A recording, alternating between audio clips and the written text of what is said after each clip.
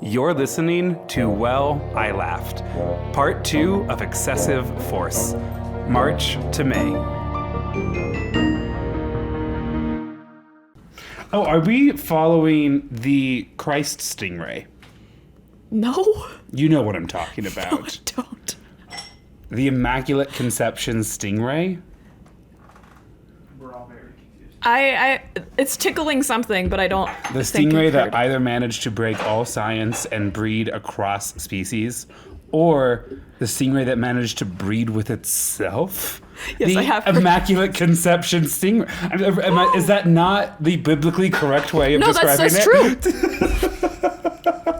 That's hysterical. I saw an update recently, and I haven't had a chance to really dive into it yet. For those wondering, we are recording Thursday, February 29th, which is a real date this year, leap year. Whoa! I didn't even think about that. We had someone message us and was like, "Are you guys following Charlotte the Stingray?" And I'm like, "No, of course we are. What else would we possibly be doing with our time?" I'm going to look up Charlotte the Stingray so I Yeah. know what the update is. I love starting a story whose middle and ending I don't know. Yes. Oh, I just want you to remember that I referred to it as the Immaculate Conception Stingray Yeah. as a bit. That's NBC News. That's a real, honest to God. God. Right. Here's NBC News' headline. Virgin Stingray. What? What? you're referring to it as a virgin. Virgin Stingray's pregnancy may have Turn off the light. a delightfully unusual scientific explanation. Oh. Anyways, I'm gonna start speed read this real quick. But, there's nothing unnatural about asexual reproduction. Mercedes Burns. Yeah, I mean, a lot of animals do it, and it makes me uncomfortable, and a lot of times those animals are in the ocean. So, So like, Forget the plot of Jurassic Park. will you flip out the nature thing? finds a way. Oh, we had someone message us 2 videos recently, and the first one was like, teacher lunch.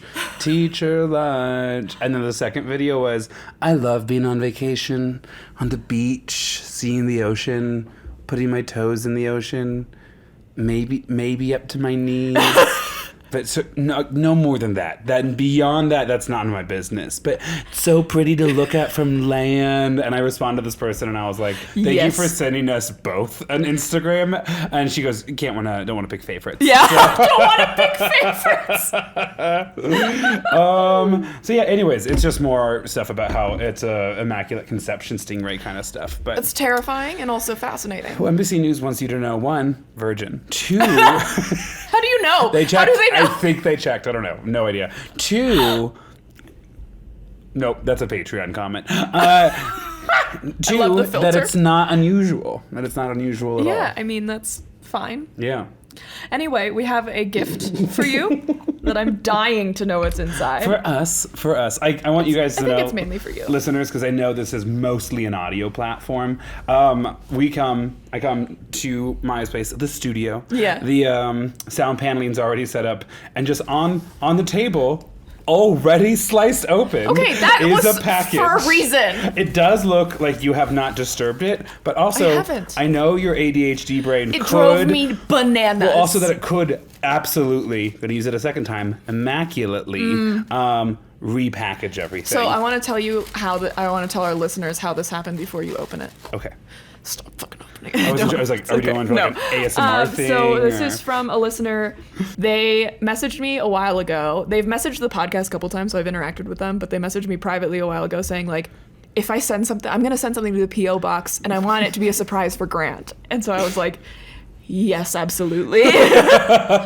And so, yeah, and then I like asked them today, I was like, is there anything you need me to do? And they were just like, hey, Grant, we got something from the P.O. box. And they said that they wrapped it in such a way that it opens like a present. Fun. So either they wrapped it themselves and they sent this from a very cool part of New York City. So this got sent to us then from Brooklyn. And if the name of the street is close to the neighborhood in Brooklyn, I had cousins that used to live there. Oh, that's fun. Okay, well, so this is gorgeous. Oh my gosh. Oh, there's a note on the back. Oh, the handwriting though. Oh my goodness, beautiful. I just want you to know that being able to read cursive is a skill, talent. is a gift. Yeah. One that I still have slowly, not a fast reader. Oh, Okay. Even the note itself doesn't give anything away. Wow. They just said, please enjoy the product. Token of my appreciation. Yes. I am... You can get all the paper out of the recording later, right? Wait, what? Wait, is it tea? Shut up. I think that's what it is. Yes, pure tea. Oh, Maia. Oh, give that a whiff. Give that a whiff. We got some teas, Some baby. Earl Grey? We got a white wedding. Love that episode of Game of Thrones.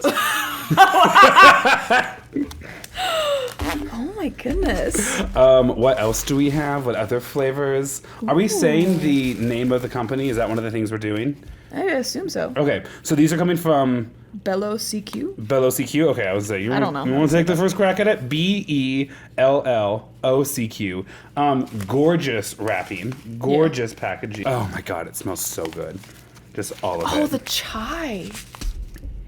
And then this is a Ooh. Charleston. Love that. I do believe.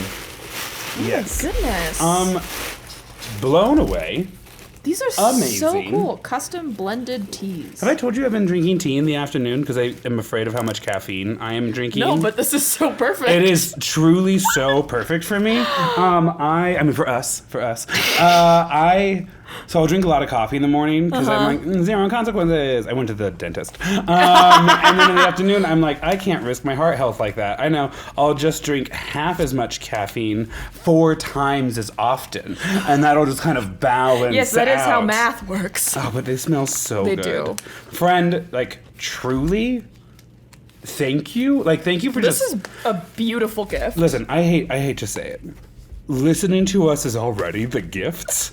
Thinking us interesting, how fun and extra. But to send us these beautiful teas? So, like, oh Oh my my god. God. These like remind me of the teas that I grew up drinking with like my mom and dad. Like, I wanna, and then I wanna display it in my coffee nook. That's so cute. That, gay. I have it stacked in an artful way in case you can't it's see. cute. I like It's it. so cute. And it showcases the, like, font The and label, lettering. yeah. The packaging also immaculate. Third time that's been I'm used. also upset. Thank you. Yeah. Also obsessed with the postcard, little Clementine action. It's so cute. That's so kind. Thank you so much. This is from Atsushi. If we're saying their name. Yeah, I asked. I just didn't Oh, want to say it before. Perfect. Yeah. Thank you. Like, continue to be just blown away. Yeah. That people are like, these people I listen to might enjoy this. You are always correct. I want you to Yeah. know. A child brought me a cold churro in a Ziploc bag earlier this week. That would make me And cry I was a little like, bit. Thank you. Well, they are definitely best warm. Let me tell Oh you yeah, that. I mean that's fine. But it was great and it was fantastic. And so then they get like Tea. beautiful. It's just all too much. It's all too much. It's so cute. It's too You much. guys, every time we get anything, I'm like unwell. You know how big my dreams are for us. You know that. Yes, I know. When you got a P.O. box for us, I was like, fun.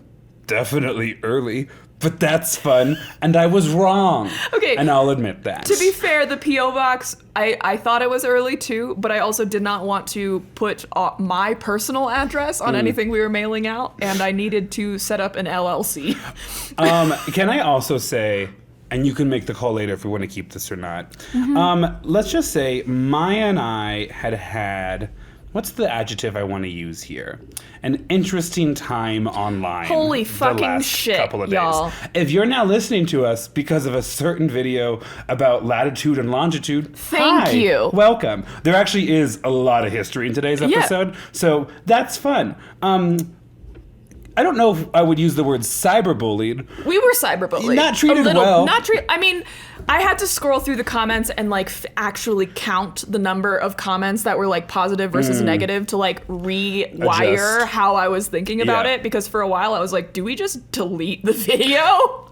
I mean, no, because I think we both look great in it. We but, also made quite a bit of money. So like I'm like mad, but Well, and also, like, to be clear, to clarify things real quick. yeah.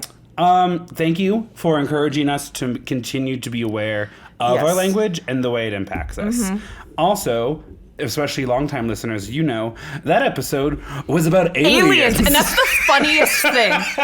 Because anytime anyone said anything, I was like, yes, this was a short tangent in a 2.5-hour episode about aliens. It was a condensed analogy for something else that we were talking about that you just thought was kind of an interesting one-off. It was just interesting, and I just 500,000 people agreed it was an interesting one-off, but oh my god. I have never been like loosely called racist more in my life. I professionally took a lot of stomach punches there. Yeah, that day. it was good. It was great. Because it feels weird at times to be like, hey, the thing you're mentioning about this region and what they accomplished and some of the stuff that we're still learning from them, that's super cool.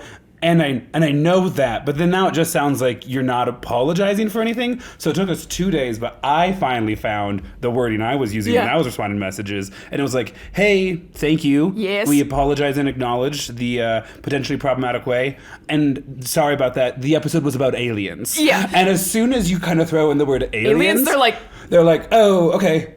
Yeah, this isn't a geography podcast. I got a lot of thanks for the apology. Yes. Anytime I used the word aliens, it was like, oh, I also misread the video a little bit. Yeah, turns out when you're watching a reel made from a podcast, what you're watching isn't the whole fucking podcast. Well, and I need to share a little bit of trauma too, and this is as a person who teaches bright and exciting young people who sometimes view school as a competition. Mm-hmm. They're like mad rush to prove that you know more than someone else in the room. Absolutely insane. It becomes a little grinding, and at times that's kind of what it felt like on the comments. The best too. part of it for me was the number of people who clearly didn't read any other comment before they went and like screamed into the void. Right. Because like the number of times I have read the words guns, germs, and steel. By Jared Diamond. Yeah, I was like, okay, like like one scroll, you would have seen maybe 5 other comments saying the exact same thing. But yes, you're right, Barbie. Like, what do you want from me? The video also started off with the phrase,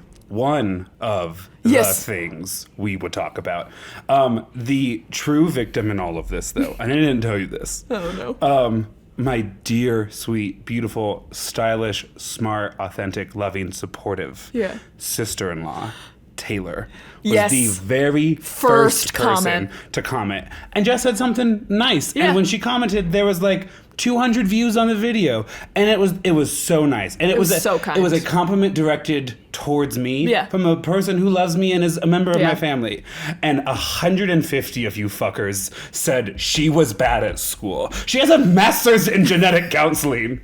And I won't forgive you. She texted me yesterday. She goes, I love you and will continue to support while I laughed and will never be commenting on a video again. That's fucking fair. She didn't deserve what came to her way. Yeah, no, absolutely not. For fuck's sake. So thanks for being here. We're so glad to be here. I had to take a mental fucking break. I was like, what? Someone had the audacity to ask me about the podcast, and they had no idea what was going on. They don't even have social media the next day or like 2 days later. And they're like, so how's the podcast going? And I was like, no, this was at work the next day. Okay. And I was like, it's fine. It's really, really great. It's really fun.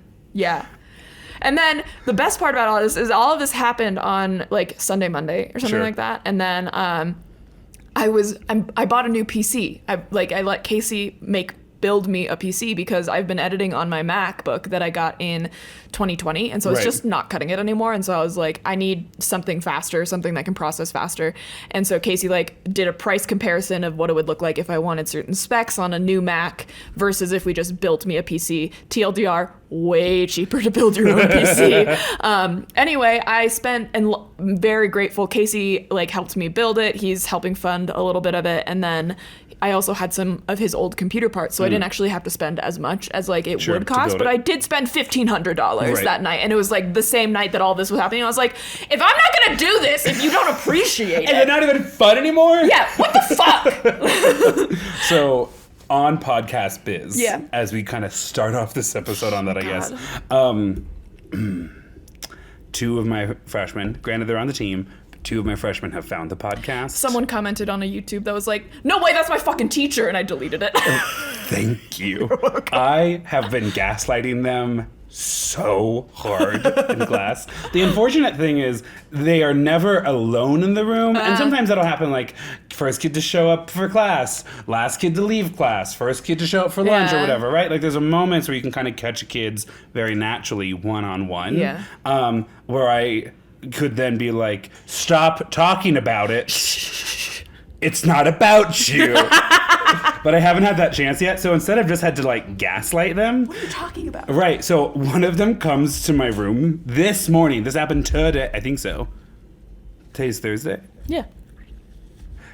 Yes or yesterday. Everything blurs together. I get it. And this kid sits down and he goes, so I listened to an episode.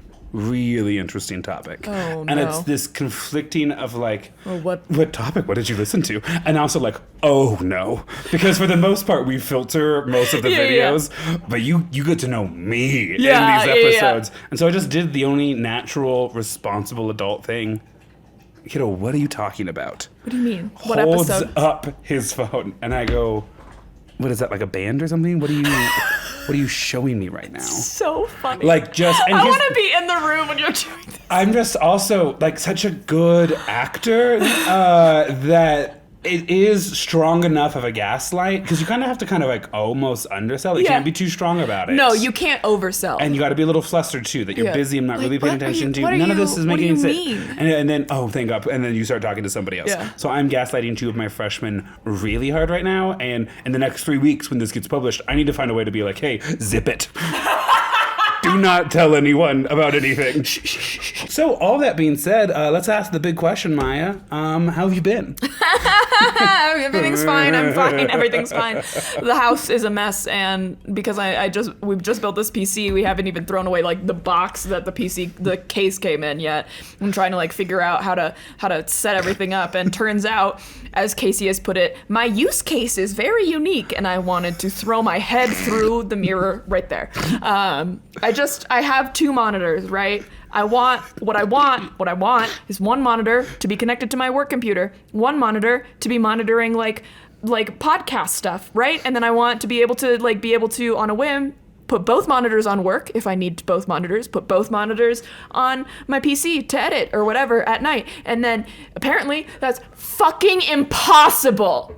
It doesn't seem like it should be that hard. Every time I Google anything, they're like, yeah, you just have to switch all the cables. Motherfucker, no. I have ADHD. If anything takes any amount of mental load, I will not do it. They are having not necessarily intense, but like really intentional Yes. conversation around this. And I'm just kind of like in the corner like, Ba-doop, boop, boop. and then I shared what my experience was with the Very funny, story, yeah. which when I was 12, so that's, like 2005, Yeah. I learned what a graphic card was the hard way Mm-hmm. when the video game I wanted to play needed one that was better than what my family Yeah. had. And the way I cried, the fit I threw. I actually do think my family, within like the next month or 2, updated the family PC, and I'm sure it was like a business expense or whatever. Yeah. But I also think it was like I was melancholy. And they were like, we have to fix it. We have to fix this right now. I have some pictures to show you. Oh. I'm sorry, listeners, viewers on YouTube. I'm not going to show these to you because I feel like they would embarrass Casey a little bit, but we will describe them. Oh, and here he is. Casey has emerged from the wind. Anyway, I was, we bought all the parts for the PC, right? And I was a little bit under the impression that when I said we can build me a PC, that we would build me a PC. Dear listener, no. Casey, who has just appeared in the mirror behind us, Casey built the PC. And while I'm very grateful, I did not understand anything that was happening. So here's a picture of him building my PC. Oh. Yeah. And so there's like lots of parts. It's the motherboard. It is a fun frame I know, that right? you got. Once I like looked through all the cases and I saw this one and I was like, that one, because it looks like a fancy speaker. Right. Is what it is. So he like wired everything. Super grateful because I would have. Do they usually come with manuals like that? Yeah. Oh, okay. Yeah. It's expensive Legos, as Casey will admit. And so I was texting his family because I'm sitting there supervising or something. Trying to jump in. Put me in, coach. Put me in, coach. How can I help? He did have me download some stuff and help hold things. My arm got a little sore. Because we had to remove one part like 5 separate times. Nice. Anyway, I'm texting his parents. So what do you notice about this photo? Where is he building the PC on? Oh, right, but Oh, it's a fold-out table. It's a folding table. Yeah. Right? From your guys' garage, Yes. right? Yeah. Okay. It's from the garage. I did notice that right away. Just didn't want to say anything. No, you're good. And then, do you remember what soccer team Casey avidly supports? Chelsea. Yep. It's Chelsea. Anyway, I'm texting his family group chat saying, like, Casey's building me a computer. And then Paul and Michelle, his parents, go off and say, like, we remember when Casey built his first computer, and then sent me this. He is not a creature of change. He is building it on a folding table wearing a Chelsea kit. He also has a bit of a bowl cut. You also make the exact same face when you're focusing now as you did at the time. Also, if you scroll to the next picture, you'll see him Am I doing happy as a clam. this? Yeah, yeah. Okay. With his new computer. Oh. He's just a little baby. God, you look so like middle school. It's almost because you're cool, stylish, suave. Like he has style to him now, and nothing screams family computer corner quite like the this. thing. Yeah. It's cardboard that's been compressed to look like wood. Just the most random chair possible. In this case, it's a falling apart wicker chair. Yeah. Ours was always a folding chair that we'd have to then fish out when we had like lots of families over. We have to like Yes. bring it from the computer corner. There's like just a huge desktop sitting up there. That's his PC, the one that he built. Yeah. Oh. Yeah. That's his first I computer. don't know what I'm doing. You're There good. you go. I'm calling somebody. Tied a pillow to that wicker chair. You tied a pillow to the wicker chair? Actually, you can see the pillow tied. Oh, in. that's really cute. I thought it was falling apart. It is actually intentional bungees, and that is my bad. But it's so He's so innocent. cute. I am obsessed. I was like, I'm he's not a obsessed. creature of change. He's still, I was like, why are we building this computer on a folding folding table? table. First thing when you got home. Yeah, he was like, get out the folding table. And I was like, I mean, okay. Then I saw this picture and I was like, okay, this is you like just like how kind of you the do space it. to Yeah, yeah. spread out a little. Anyway, It's just easier. yeah. I'm sorry, the speakers are over here. So if you want to be on record, you have to be He's on speaking the very podcast. quietly. I'm just going to repeat everything he says twice as loud. But yeah, so I have a new PC. It's slowly getting set up into the way that I like. It is quite fast, That's wonderful. at least compared to my MacBook, which we're still going to record on this for a while. But yeah. And how long it then goes. this is my second full week of half marathon training. And this week I decided to reincorporate my normal workout schedule with my running. Oh. I am so sore. Yeah, I bet, because you know what makes me sore? My already challenging half marathon Yeah, training. yeah. Couldn't imagine then adding F45, Orange Theory. Well, I can't just like not use that membership. I mean, I could. I understand. I just physically could not. I can't I yet. also don't know where you're getting that kind of time, but I guess that's neither here nor there.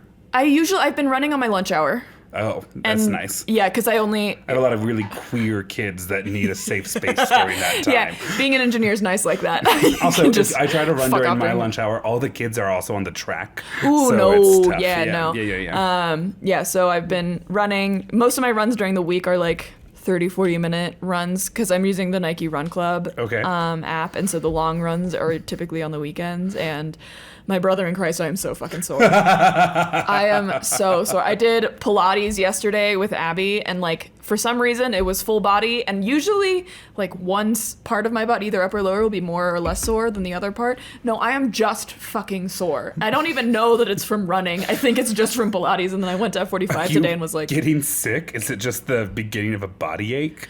I'm about to start my period, so maybe. Yeah. Okay, so you are now doubling up on the training. Yeah.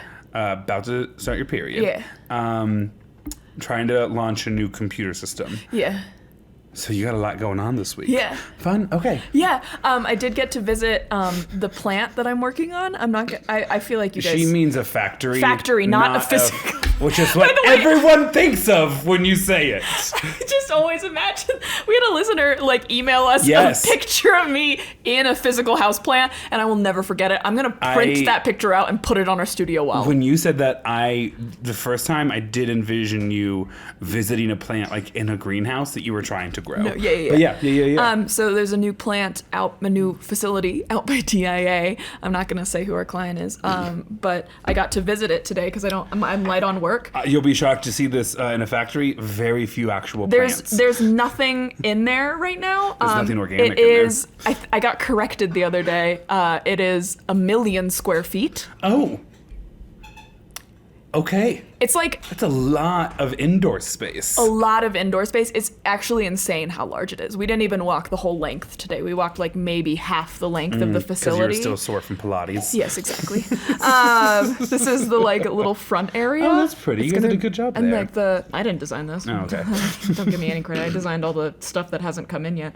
And then there's this big robotic area. They're gonna store pallets. I think it's 73,000 pallets worth of materials in here, and it's all robots Okay. that are going to be operating this, and all of this has to come, like, is going to come all the way out. Anyway, it's fucking massive. I just don't think I have any kind of context for the No, scale. I didn't have context, because if you're driving to the airport at DIA, it's like right around Towers Boulevard or whatever it is. If you look to the right, if you're driving to the airport, there's this massive facility, and that's what this is. And I've always, every time I drive to the airport, I've been like, let's see what it's like. Because the project has been very delayed. And so I'm like, do we have a ceiling You just yet? like look at it. Yeah, I'm like, what's it like over there? And so I've seen how big it is, but like seeing it up close, I was like, holy fucking shit, this place is massive. And I'm probably going to be stuck there for like at least a year after like install starts. And let me tell you, I'm going to get my steps in. They're thinking about getting a golf cart to like drive you people, around. like, I kind of around. assumed you already had one. You just didn't use it today. No, I mean, This is kind of a perfect segue into the story that okay. I have for us tonight. But oh wait, I have one more thing. that's what I was going to say. Okay. Is there anything else left on the So, docket? the episode that released last week Which was Am I the Asshole? No, like last Oh, week when this for comes them, out. not for us. Yeah, Gotcha, okay. will be my Colorado School of Mine's DU rivalry video. Right. And I talk about John Evans, and one of the things that I meant to mention and then just didn't, another thing that is named after John Evans, the pretty problematic guy that founded DU and Northwestern University. So in Denver, there's like Evans Street named after him, Evanston, where Northwestern is named after him. There's a bunch of shit named after him. Mount Evans is also named after him. Oh, the mountain here in Colorado. The mountain, it's one of our 14ers, and if you're not from here, that just means the peak is 14,000 feet above sea level. We have like 60 of them.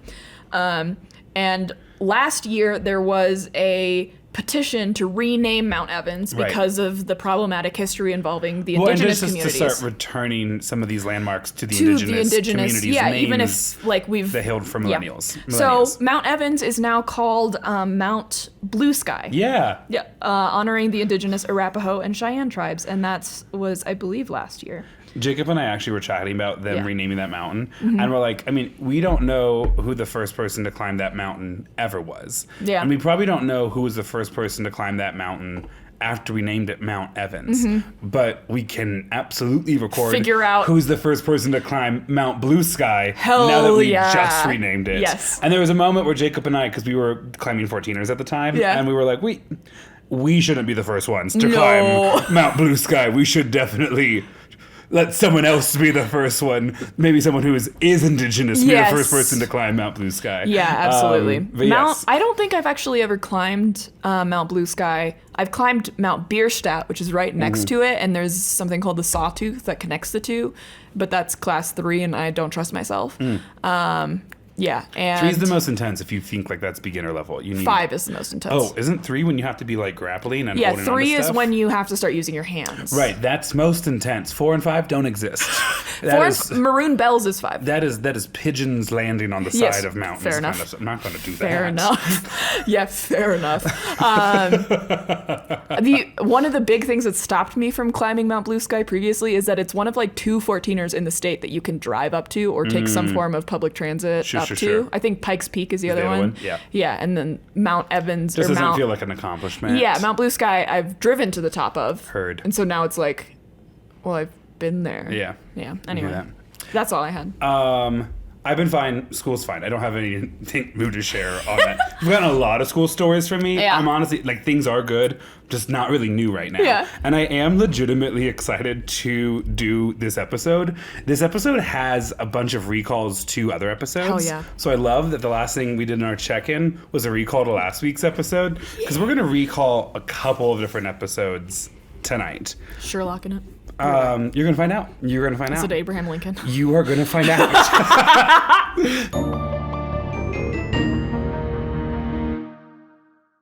Okay, so first thing I want to say, this story kind of came together much in the same way the Mary Shelley episode came together. For those of you who don't know what I mean by that, what I mean is I was like, yep, I'll be over later tonight. I just got to kind of finish wrapping things up. And I had a article from the New Yorker that I just hadn't quite finished yet. Right. That I just wanted to skim through, confirm a couple of the details I had, and then I was going to be on the road. And then I read the second half of the New York article, and it busted that baby wide open. No. Same thing happened. Like, all the best stuff from the Mary Shelley episode that I Happened after share that, yeah. at the end came from the second half of that article. Sometimes it's just It about always doing the does. right research. Yeah. It is actually funny. Sorry, teacher story. Talking to the kids about researching, obviously they hate it because they're being forced to research a topic they usually didn't pick, and they're being required to show that they know how to research. Once you have to research stuff for your own Right. interest, it becomes very different. And so it really does become a question of like, well, knowing how to follow these trails and like starting to connect things together. At one time today, I texted, "Who are Hilary Swank's grandparents?"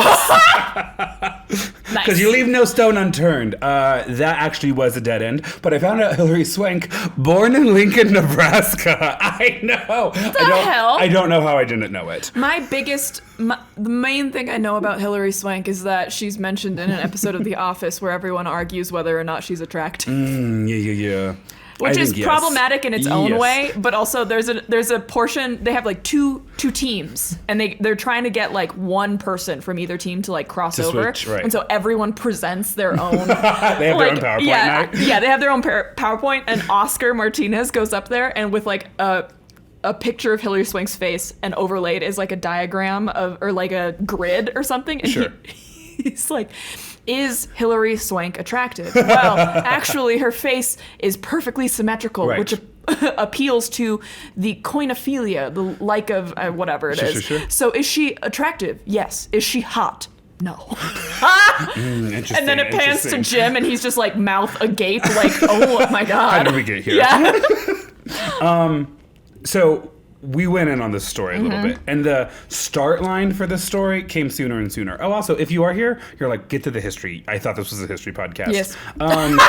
Dan Carlin has a podcast series called Hardcore History. Really quick. Yeah. The fact that people want a history podcast, and then they probably went to that episode, and then it was Am I the asshole? well, and then it was Fermi Paradox and me talking about math for 20 minutes. That's got to be the most disappointing get ever. All I'm going to say is our downloading numbers have actually been really good. Oh, they've been this really week. good. Yeah, they I've been have looking. Yeah. Dan Carlin has a great podcast series. He could publish more, whatever. We're podcasters now. I know it's hard, but you can do it. I just love his stuff. Mm-hmm.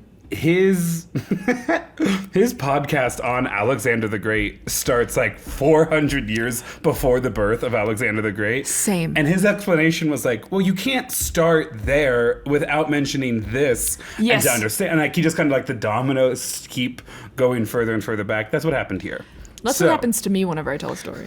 I was talking about this with my friend Sophie. I was like, I'm such a bad storyteller because I'll get 2 seconds into a story and be like, wait, but like before that. See, I actually think the best storytellers understand that the real story is the world you build along the way. The friends we made along the way. Yes. Okay, so let's get into tonight's Yes. story. Tonight's story harkens back in 2 separate instances to one of our very first episodes when the theme was the Industrial Revolution and Yes! its consequences. You did fantastically Yeah. the Unabomber. You did a really good job covering him. Surprised me there at the end. Do you remember what my episode then was Birth about? control. Birth control. Yeah. Right. Okay. So I just wanted to kind of elicit Yeah. that memory. And with that, we are going to dive right on in. Yes. As soon as I open up the right app. Oh, good. Nope, that's not it. There it is. Found it. All right.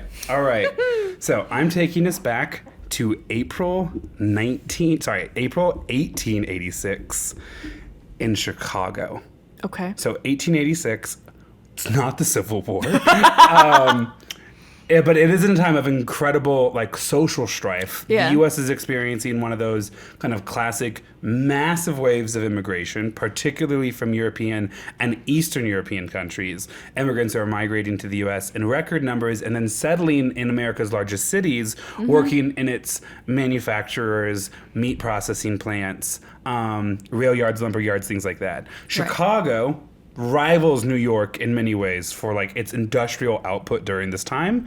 For those of you who read for pleasure or because your 11th grade ELA teacher forced you to, Upton Sinclair's Same. The Jungle is Right. based in Chicago roughly around this You time. didn't even need to read it. You had to know it for AP history. Right. So we are in Because I didn't read it. I know. well, so we are in Chicago, 1886, specifically at the McCormick Harvester Works factory. Oh, I'm worried. Do you remember what that connection is at all? I remember McCormick. Right. So McCormick becomes Harvester International. Oh, because they made like Right. the Heiress. Yes. Oh, yes, they make the famous tractor. tractors, yes. And then the heiress to the Harvester International Yes. fortune single-handedly funds the research into Yes. birth control. Somehow they're the start of this story. This is the multiverse of the podcast. No, it really is. You have no idea. You have no idea I'm what I'm so about to get excited. into. Okay, so somehow they're back, Yeah. and this time the McCormick Harvester Works factory is making farm equipment in Chicago in 1886, and they hire a bunch of immigrants to work in their factories, Okay. specifically Irish workers. Hell yeah, brother! The Irish Emigration Museum that I went to a year and a half ago, such a cool and moving experience. Yeah, I want to go there. It's so cool. Yeah. But basically, the McCormick factory hired a bunch of Irish workers who keep going on strike because no. they're just, mad that McCormick keeps slashing their daily wages and increasing how long they have to work for. I wonder why they're mad. Why would they hate that? Specifically, they are on strike around this time around two issues. First, they're pissed Harvester International keeps trying to break up their union. And second, they just think you should only have to work 8 hours a day. Oh my God, They're that's not even crazy. saying 5 days Yeah. a week yet. They are, most of them, still working 6 days a week, or at least 5.5 days a Oh week. my God. They're just saying when they do work, they don't want to have to work more than 10 hours. Fair. They are protesting for 8. And everyone knows an 8-hour workday is actually the start of a slippery slope to Yes. Marxism. Yes. And so they have nothing else they can do but try to destroy the union and bankrupt these men who don't want to work for Speaking 10 hours. of strikes, did you know there's strike practices? What? I did not know that. I mean, I have definitely refused to do something, but I don't think that's what you're referencing Strike right now. practices, like the people who are about to go on strike will like practice all their chants and Yes, stuff. that's fun. I didn't know that. So Solidarity forever. yeah, so my company works with Anheuser-Busch. Okay. And that's There's a like name one of dropping it. Yeah, the biggest. I don't personally work with them, so it's not like I have any personal experience. Like I've toured their plant with one of my coworkers. It's like I think it's the biggest brewery, or like a. I don't know if they do co-pack a little bit. I think Okay. it's like right ahead of Coors right now. And they were about to go on strike, like following. I think it was like kind of started or ignited by the car dealerships Okay. that went on strike. Yeah, up in Michigan. Up in Michigan, yeah, and so Anheuser-Busch was doing it. There's an Anheuser-Busch in Fort Collins, which my Right. company works closely with. And one of our, every once in a while, if we have a really big client, we'll like assign certain employees to like kind of be that client rep, Sure. right? And so this person did a presentation on the updates for that project this past week, and he was like, so I don't know, like, I might be taking a few days off next week because the strike was supposed to start, I think, today or tomorrow. And today when I was on site visiting this new facility, I found out that they made a deal. Nice. Like 11th literally hour. like 5:00 p.m. Yep. yesterday, Yep. so that the strike didn't happen, because the guy that was giving the tour was like, yeah, I was up there and they were practicing for the strike. Good. And that's so funny to me that like out front, like, give us fair wages. Bob, you're flat again. I swear to God, I will move you to the back. Yes. Minimum wage for minimum work. I just want didn't hear what the strike That's not one of the practice was chants. like. I just had to think of the No, M. but yeah. Yes. Yeah. Okay. Anyway. So you're on it. You get it. you. 110%. Yeah. I love that. That's crazy. The managerial class has nothing that the laboring class has not I also produced. just love that Anheuser-Busch was immediately like, fuck, Whatever. Fine. Okay. Do you know what I also love? That this continues to be a labor rights podcast. It really is. It's like every time, like a strike was mentioned last episode for them. Your strikes are going to play a pretty big part in this episode, too. Love that. Okay, so we are arguing over the 8-hour workday. And this Okay. is actually 2 years coming. In October of 1884, so about a year and a half, 2 years earlier, labor unions across the country at a convention had agreed that May 1st, 1886, was going to be the day that 8-hour workday was the expectation. And all across the U.S., in unionized factories across every major city, there would be a general strike, which means everyone goes on strike, Yeah. until 8-hour workdays were met, okay? Love so that that. was decided in October 1884. Fast forward to McCormick fighting with their Irish immigrant workers. It's April 1886, okay? So May 1st is coming up soon, and they are already antagonized by McCormick, and they are preparing to go on a general strike for an 8-hour workday. And you get these really cool signs. We will show them to my kids back when I taught world history. But it says 8 hours of labor, 8 hours recreation, 8 hours of rest. And you see that down here below as well. 8 hours for work, 8 hours for rest, 8 hours for whatever we will. And it's basically like, I should be able to work And have a life. and sleep. And I shouldn't have to pick just two between of the those. two, which arguably the 8-hour workday. Has slipped away. Yeah. Has, like, again, I think contractually, my work just says out loud, I think we're at 43 and a half a week, which I understand is not 60 hours in a factory. Yeah. Certainly not trying to play violins right now. But no, agreed that that's something that we've slipped on. And also, if you don't work 40 hours, you work just enough. Sorry, you work just under full time, so that way the company doesn't have to give you benefits. Exactly. That's such bullshit. Labor podcast. So, on Saturday, May 1st, 1886, thousands of workers go on strike and attend rallies across the United States. They sang anthems about the 8-hour workday, and the chorus of songs reflected the ideology of the time, which historians today kind of call this era the Great Upheaval. 8 hours for work, 8 hours for rest, 8 hours for what we will. Estimates of the number of striking workers across the United States. Do you want to take a guess? Sorry, I got distracted by the fact that your sweatshirt says coffee and tea, and we just received From the mill fan order in of Lincoln, tea. Nebraska. That's cute. Did you know that's where Hillary Swank was born? Sorry, ask your question one more time. 1886, general strike happens in the United States. 'Kay. How many workers do you think go on strike May 1st, fuck. 1886? I don't know. It's a Saturday, by the way. Hundreds of thousands. Yes, 500,000 American workers Nice. across the country. Jeez. 10,000 in New York. More than that in Detroit. Almost 80,000 in Chicago. 11,000 out of Milwaukee. Across the country, Damn. there's this huge strike taking place. Imagine organizing that. Yeah, well, we're going to talk about one of the guys who kind of helped organize some of it. Oh, we got so much ahead of us. I'm so Also, excited. dear listeners, especially longtime listeners, I've only mentioned one of the two tiebacks to the Industrial Revolution and its consequences. And so in Chicago, they're gathering in a place called Haymarket Square, Okay. where everyone's kind of coming together. It's a major kind of like transportation hub. I think there's a couple of trains there and stuff. It's just a place, it's a place in the city. These are industrial workers. It's like kind of in their neighborhood.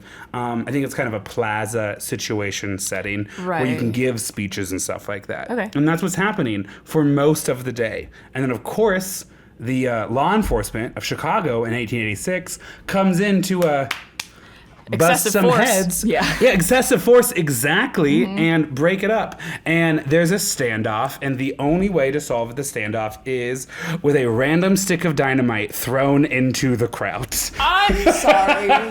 So the What? dynamite goes off, and the Chicago police goes, he has a gun, and opens fire into the crowd of workers. The fuck? I have to, hold on, I have the actual numbers here for a second. Oh my God. In the ensuing conflict, 4 civilians are killed. 7 police officers are killed. I didn't get a lot of reports that the people who were protesting were armed, and it was kind of hard to determine where the dynamite went off. I think the dynamite might have went off near the police. Oh, so that's why. I think several of them died Okay. from the dynamite, but there was also Okay. kind of like chaos, and I'm sure like crossfire. So in addition to 7 police officers and 4 civilians, dozens of other people are wounded. And so already viewed as like social unrest, Yeah. now has a bomb involved and people have died. And that bomb went Ooh. off near or intentionally at law enforcement, figures of the state. It's not 2015 or 2024 or the Civil War. It's 1886. The fact that it was dynamite too is hysterical. Because like grenades literally don't exist. Yeah, they were just, someone had to light it. And Also, like, oh my God, another Unabomber reference. yes! Just bang, dynamite. Do you imagine, like, obviously it's sad, people died. Yes. I do want to make sure that's clear. Oh, yeah. That is not the thing we're laughing at. It's the idea of it like a stick of red dynamite with like a long, Yes. Wile E. Coyote, Yes, I assume. it's the same image I have in my head of people like having to reload muskets Right. And before I they think- like shoot. I think in that way, it then makes it almost feel like people didn't actually die because it feels cartoonish. It does the feel, way it we feels have been like an presented to it. anvil like falling Right. from the sky. If Yeah. we're talking about a more modern tragedy, our tone would be very different. I think we just have more context for Yes, it. yes.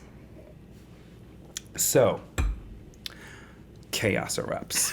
And immediately, the newspapers, which are by and large owned by wealthy corporate interests, As they are. still, correct, Yeah. just a lot fewer of them, Sometimes Patty Hearst. well, the Hearst family, Yeah. immediately starts to paint this picture. Yeah. That what you have here is a group of immigrant, antagonist, anarchist who aren't grateful for the slum factory conditions that they have to work Oh, in, for fuck's who sake. spit in the face of the American dream with their greed, getting in the way of us American businessmen's actual greed. Literally like 10 minutes before you showed up, CNN was on and they were showing Biden and Trump are both at the border right now and they're showing clips of Trump and Biden's like various speeches. And the entire time I felt bad because Casey was like trying to fix my computer and I was like, this fucking asshole. It's the same shit. It's the same fear-mongering of immigrants. Over the course of the 9-10 months we've been doing yeah, this, I it's that mean- America just kind of keeps repeating the same lesson over and over again. We do not just learn. with different characters. Yeah. And I'm not saying there's not a border crisis. Don't read me wrong there. I'm just saying the fear-mongering is not fucking necessary. Yeah.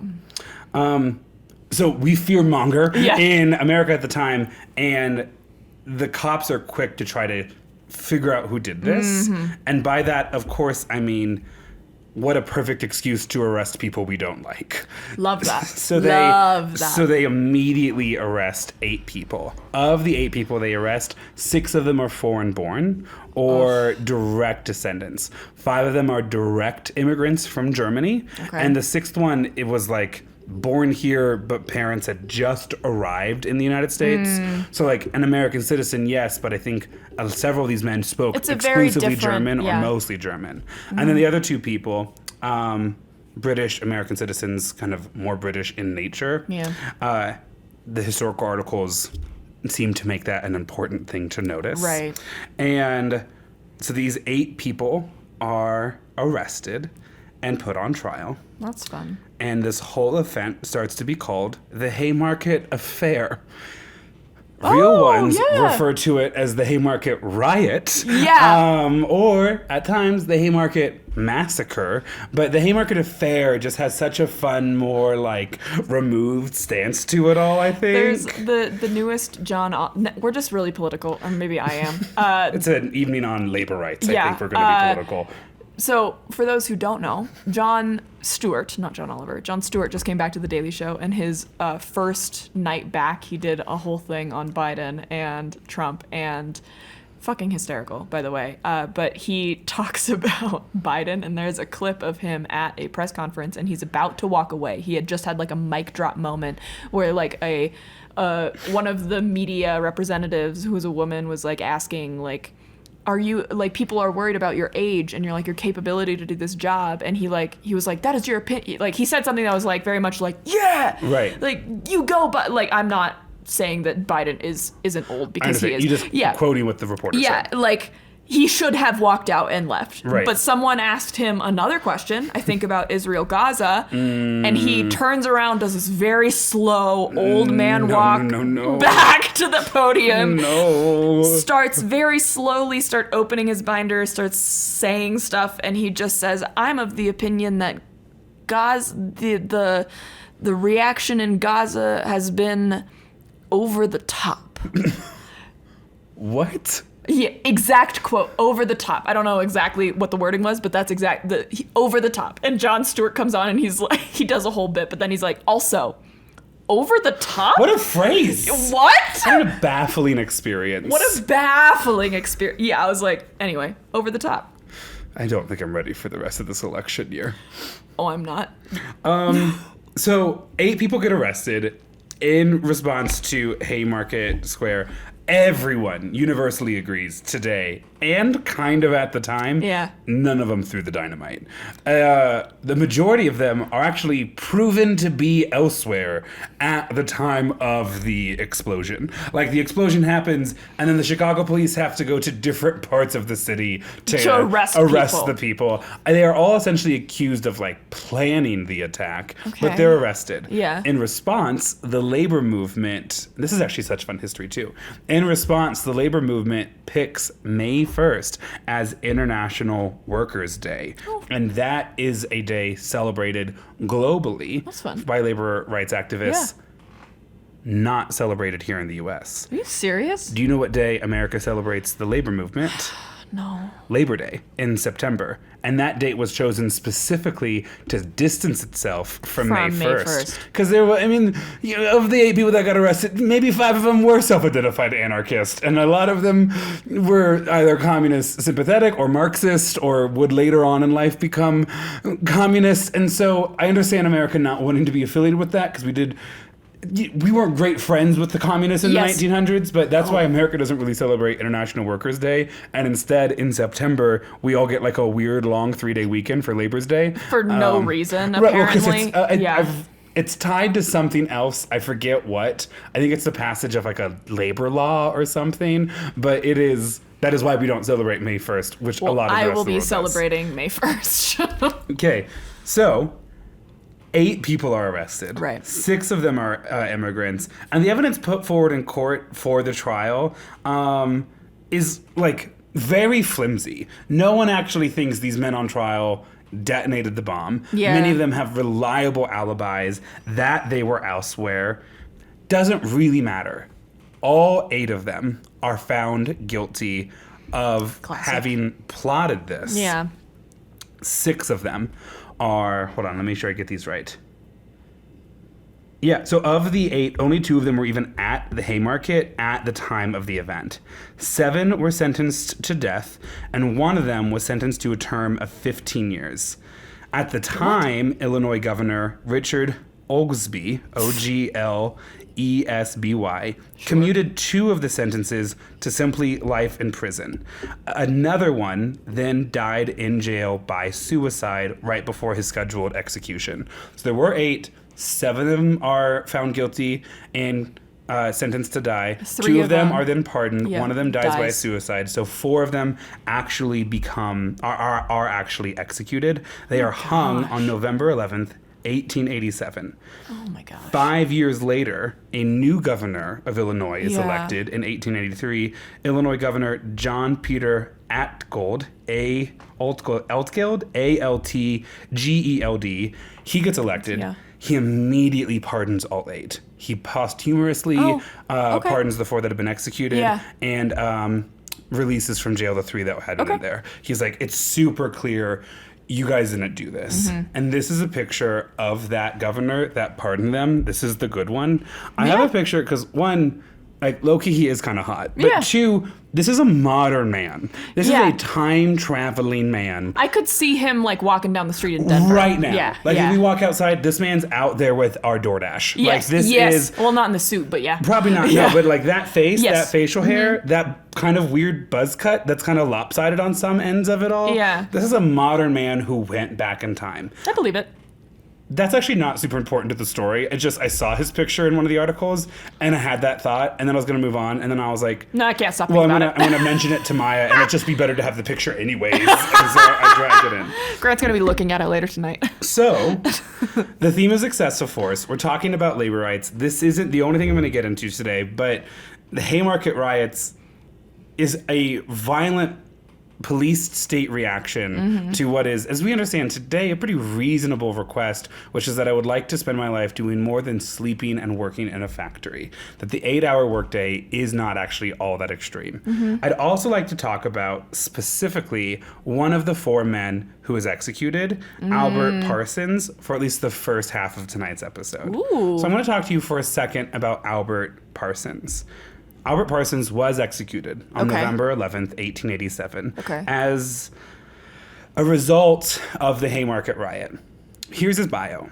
He is born in 1848 in Alabama. Both of his parents die super early, and he's raised by his oldest brother. Okay. He joins the Confederate Army. Why? To get out of his paper route.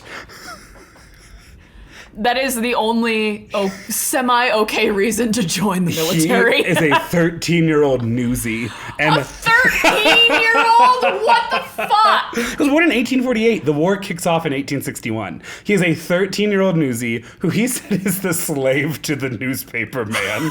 So I don't think they were treating him well. So he quits his newspaper gig. To fight for slavery? Right. I even put in my notes, he's a newsie, in parentheses. Yay, musicals. Yeah. That was my introduction to Christian Bale, by the way. I don't know why my Lutheran church youth program, when we'd have our late night, not Foley lock-ins, but come say a play at church, right? I do not know why they showed us Newsies. Yeah, that's actually hilarious. I remember seeing that and being like, gay, that's whoever that man is, that's what I like. That's what I like. Wow, didn't think I would discover this here in the place where I both learned how to take communion and have choir practice on Tuesdays. But there it is. We also watched Star Wars as part of that. Well, because the Force is an analogy for God. And then I got older and I was like, sure, but no, it's not. Hey, but I cannot fault them. We were having movie nights with Star Wars and Christian Bale. What? It's actually, when you recap those parts of the stories, crazy that I lost my religion. What? I don't... What movies was it shown? VeggieTales. Oh, probably. for sure. Yeah. You know, the creator of VeggieTales is on record saying VeggieTales characters won't be in heaven because they don't have souls. I'm sorry, a vegetable? What? When was that an argument? I don't know, but it's actually been. He's on record saying. So I'm just also now remembering that we started off tonight's episode, at least I think we did, I don't know if you're going to cut it or not, talking about the Virgin Immaculate Conception stingray. Full circle, baby. I don't think I put religion or God in here once in the entire thing, and yet here we are. But we've made it. So he joins the Confederacy, and his first mission is to track down this Union general who is doing his job and working out of the Texas office. I'm sorry, he's 13, and they're like, oh, here's not a individually, mission. but they were like, you're with this group now. Okay, I was like, and this what? group's mission, no, it's even better. This group's mission is to hunt down a steamboat that has a Union general, because this Union general is serving in Texas as a hangover from the Mexican-American War. And so he's just down in Texas, and then Texas leaves the country, but this general is no traitor, so he's like, I gotta get back to Washington, D.C. Yeah. There's a war breaking out. So he gets on this boat and sails to Washington, D.C. And what? Parsons is part of this group of kind of semi-militia, because the Confederacy is still getting organized, band of people that have to go hunt him down. What the fuck? So he joins the Confederacy. Yeah. Then becomes kind of a cavalryman. It sounds like a lot of his service is out west in the Western Theater. Obviously, he survives it, and the Civil War ends in 1865. After the war, he moves to Texas, and this is what happens when he moves to Texas. And I quote, I became a Republican, and of course, had to go into politics. Remember, Republicans at the time, Party of Lincoln. Yeah. And of course, had to go into politics. I incurred thereby the hate and I think he's trying to say contumely of many of my former army comrades, neighbors, and the Ku Klux Klan. My political career was full of excitement and danger. I took the stump to vindicate my convictions. The lately enfranchised slaves over a large section of country came to know and idolize me as their friend and defender, while on the other hand, I was regarded as a political heretic and traitor by many of my former associates. Okay. So basically, Yeah. Civil War ends, he moves to Waco, Texas, and he's he's like, like, everything we fought for was a lie! Freedom to everybody! Vote Republican! I want to know what that turning point was, you know? I yes, agreed. I'll tell you though, this man's no phony. In 1872, Yeah. he marries Lucy Parsons, who is half Native American, half Mexican American. Oh, yeah. Okay. Further research actually suggests that we believe Lucy Parsons was actually born to her father was a free black man in Virginia. Oh. But here is a contemporary photo of what his wife, former Confederate Parsons. Damn.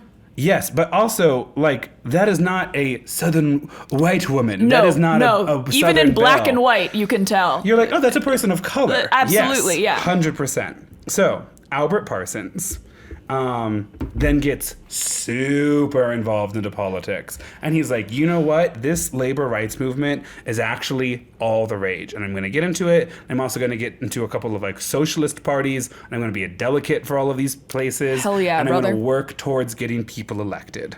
And Wow. then when he was like 28. Oh. And I'm sorry, for the 28-year-olds, you're going to really relate to this. Kind of loses his faith in the system. Yes. I mean, same. Like, I get it. He becomes, and this is now his words, not mine, an anarchist. Now it's his words.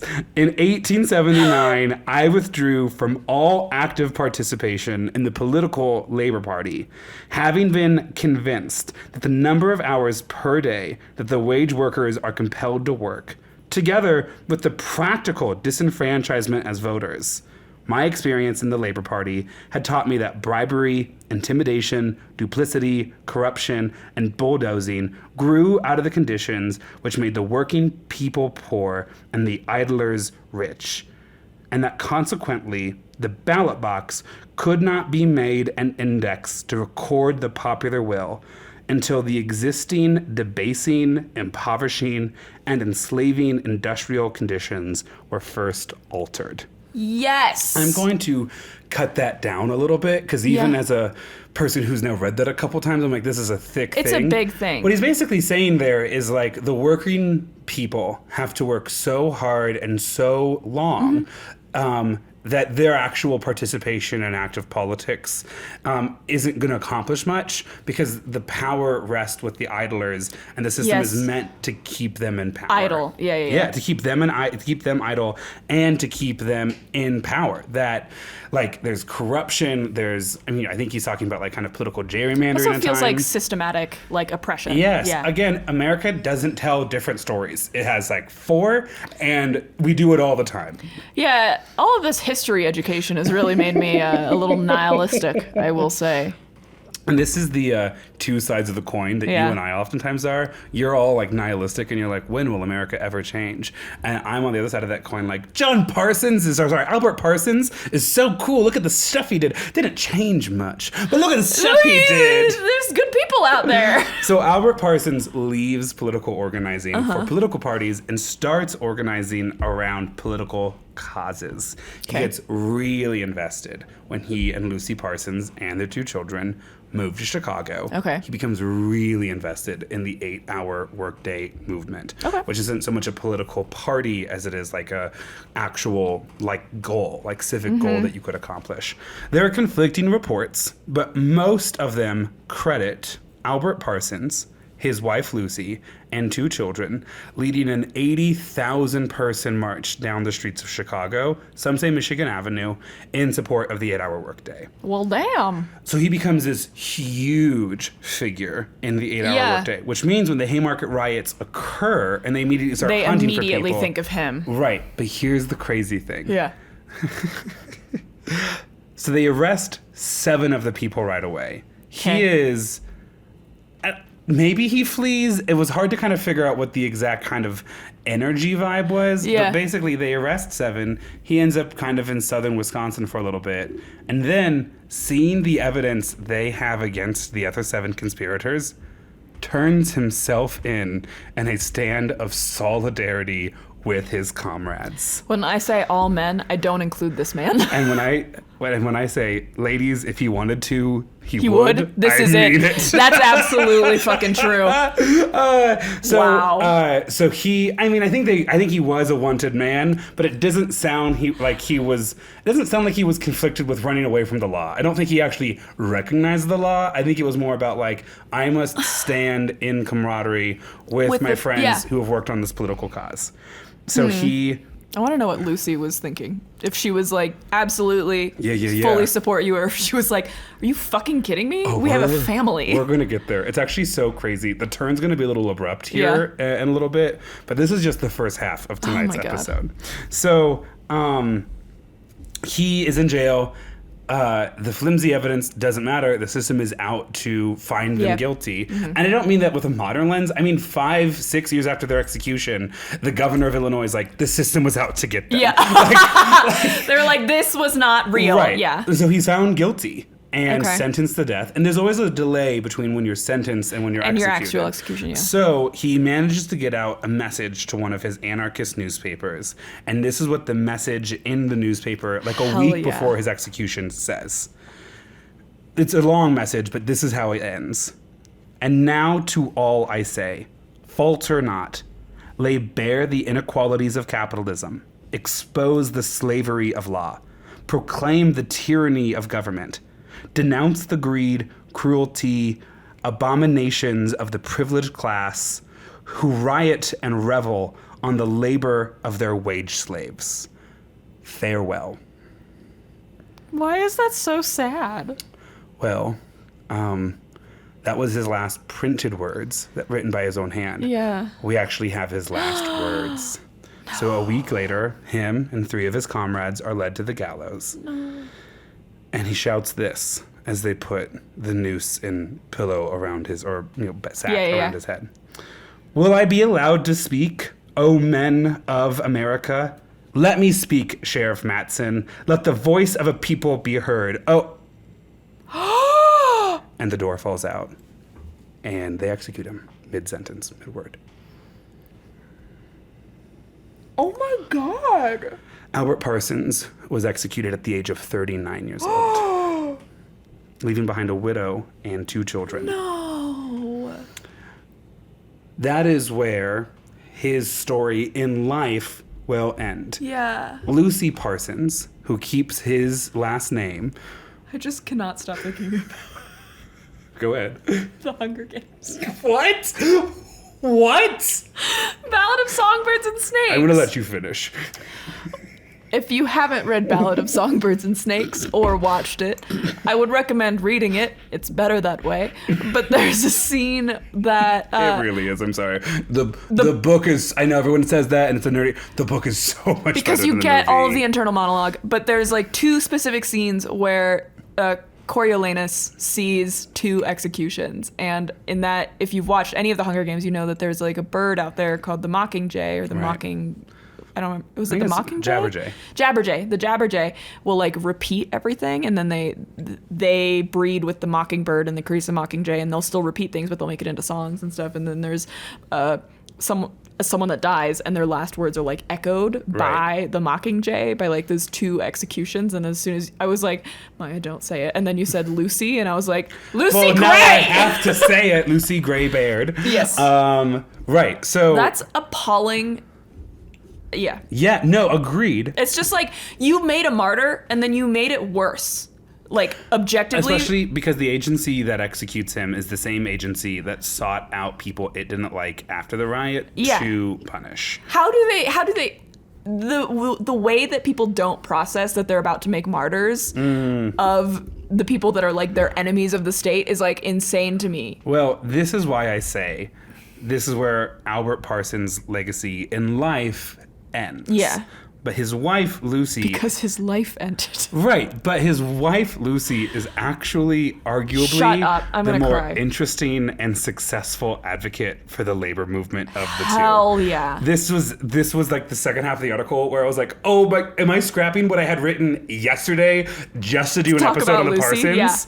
Yeah. So I'm just going to read to you, like, not even her obituary, but it's going to kind of read like an obituary. It's basically the first 3 paragraphs, pared down a little bit, of her Wikipedia page. So remind me, she's, like, you said that she was half indigenous, half Mexican-American. By but her then, own. But then there's also, like, a theory that she might be African-American. Some historical research that traces her ancestry back to Virginia. Okay, I'm just gonna. So this has been pared down a little bit, but these are essentially the last, the opening 3 paragraphs of her Wikipedia page.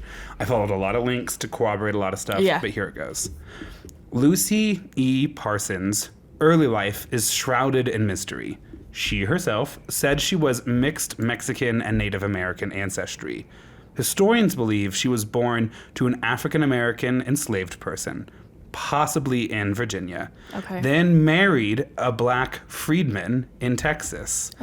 In addition to Parsons, she went by a series of different surnames during her lifetime, including Carter, Diaz, Gonzalez, and Hull. She met Albert Parsons in Waco, Texas, and claims to have been married to him, although no records can be found of their marriage. Don't trust the government, man. They moved to Chicago together around 1873. She had 2 children and worked in Chicago as a seamstress, later opening her own shop.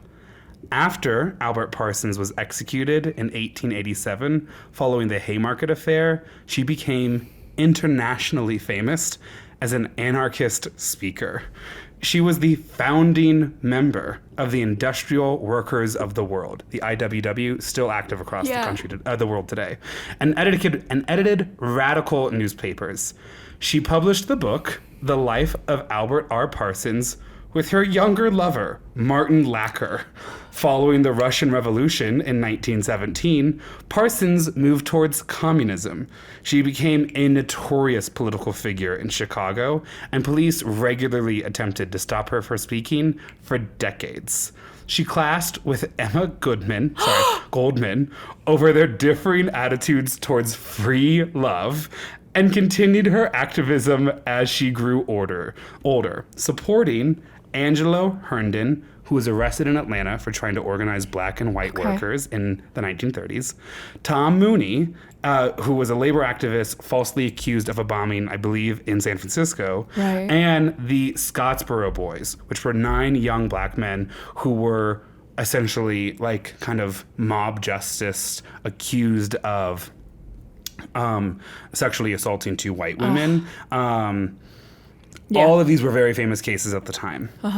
Parsons died in a house fire in March 7th, 1942. I want to remind you, her husband died in 1887. That is insane. She was 91 years old. Also, I never believe a house fire. I listen to too... Yeah, agreed. Too much true crime. Her partner, George Markstall, which is not Albert Parsons, or Martha Lacker, hell yeah, returned to their building to find it on fire and was unable to rescue her. He would die the following day from his attempts to get into the house. She was buried in the German Waldheim Cemetery, where the Haymarket Martyrs Monument stands. After her death, Parsons was primarily referred to as the wife of Albert Parsons, until recent scholarship and 2 book-length biographies have commemorated her own achievements. The Chicago Park District named a park on Belmont Avenue after her in 2004. Do you remember the Emma Goldman connection? Only vaguely. I almost did her instead of Anna Chapman for Welcome to New York. Okay. She was like the Do you want to tell us anarchist. just a second about Emma Goldman? It was like one of those moments where literally it don't was remember. like, I don't have enough time to look up what the No. free love movement of the early 1900s was, and I don't have time to introduce another character into the story. I didn't do a ton of research. All I know is that she was an anarchist and then she Right. was deported because that was the connection that she stayed at Ellis Island on her way Oh, to be deported. gotcha. And then she also came up in my Pinkertons episode because one of her close associates was heavily involved in one of the riots that the Pinkertons were involved Right. in. Like he was the one that instigated a lot of the violence that was not actually instigated by the workers. Right, Yeah. right, exactly. Huge themes. We are now What a officially crazy multiverse. We're at the official halfway point of my tonight's God. episode.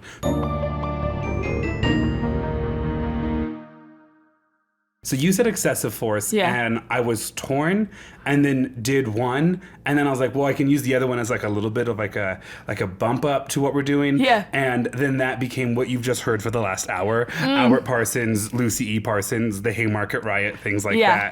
that.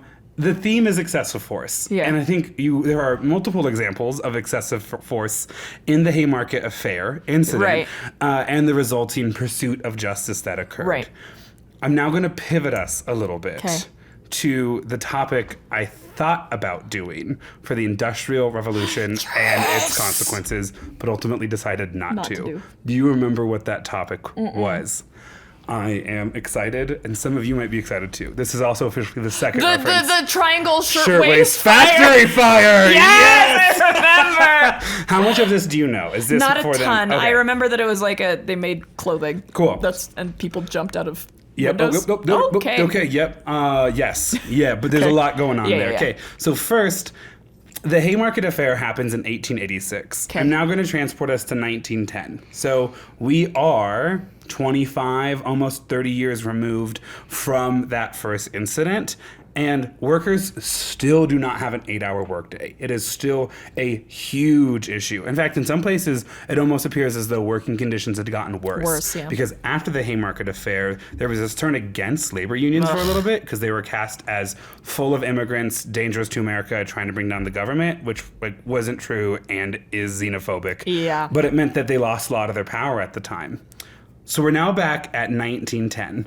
And we're going to talk specifically about the Triangle Shirtwaist Factory in New York City. My note said like that one vampire. I could not remember the name at the time. Okay, so Triangle Shirtwaist Factory. Yes. Those are 3 words. You know them all individually, maybe, but what do they all mean together? So the triangle, that's just the name of the building. Yes.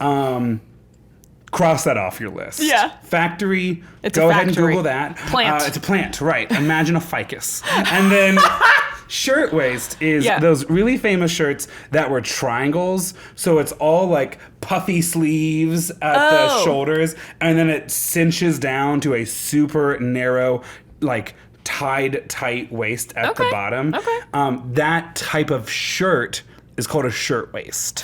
It is not stupid name. a factory that processes waste left over from making shirts, as I had long believed. Oh. A shirtwaist is essentially a different version of a blouse. Yeah. Just a shirt. Do you remember what I educated you on last week? Oh fuck. Yes. Do you remember? Is that- Yes, are we- it's like a new term or Right. something. So if you know a gay person in your life Yes. who is feminine in some parts of their lives and masculine in other parts of their lives, and that's kind of code for something. Yeah. You can call them a blouse. A feminine top. It's code. If you get it, you get it. If you don't, I'm not explaining it. It's like when we did the Cocaine Bear episode and I made all those bear jokes. We're back. Okay, so I've explained what a waist shirt is. It's the triangle, or shirtwaist is. It's the triangle, cinch so waist. lost It's in what the you terms. No, like I get it, but my brain I took said like too many 5 words there. seconds to catch up. I hear it. So do all my students every day of their lives during my classes. It's like my MacBook trying to edit our episodes.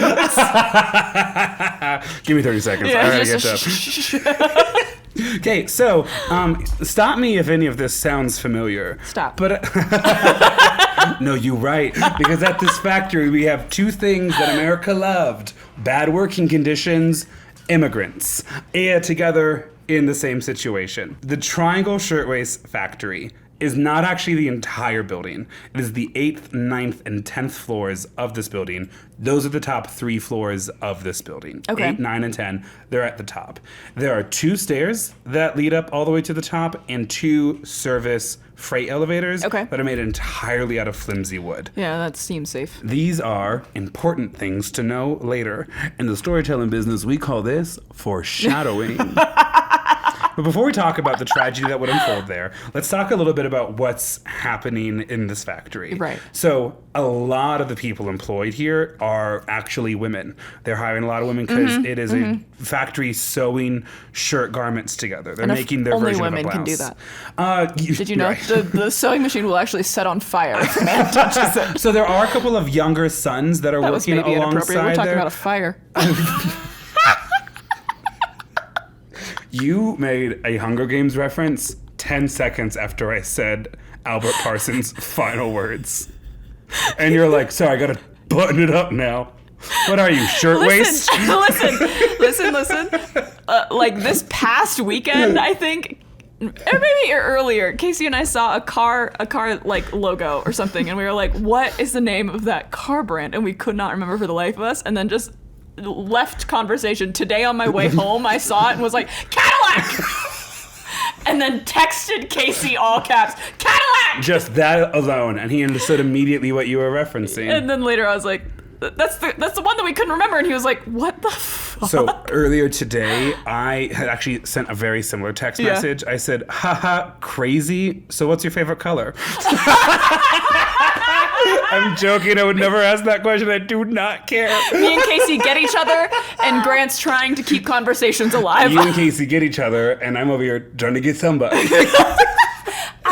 I want to dance with somebody. I have a song to show you afterwards. If it's the Whitney Houston song, I want to dance with somebody. It is, I am but aware it's of by it. Marion Hill. Okay. Maddie showed it to me I don't the know who other Marion day. Hill is. You would recognize probably her song. So her name isn't super familiar, but like. Do you know who would probably love Marion Hill? Who?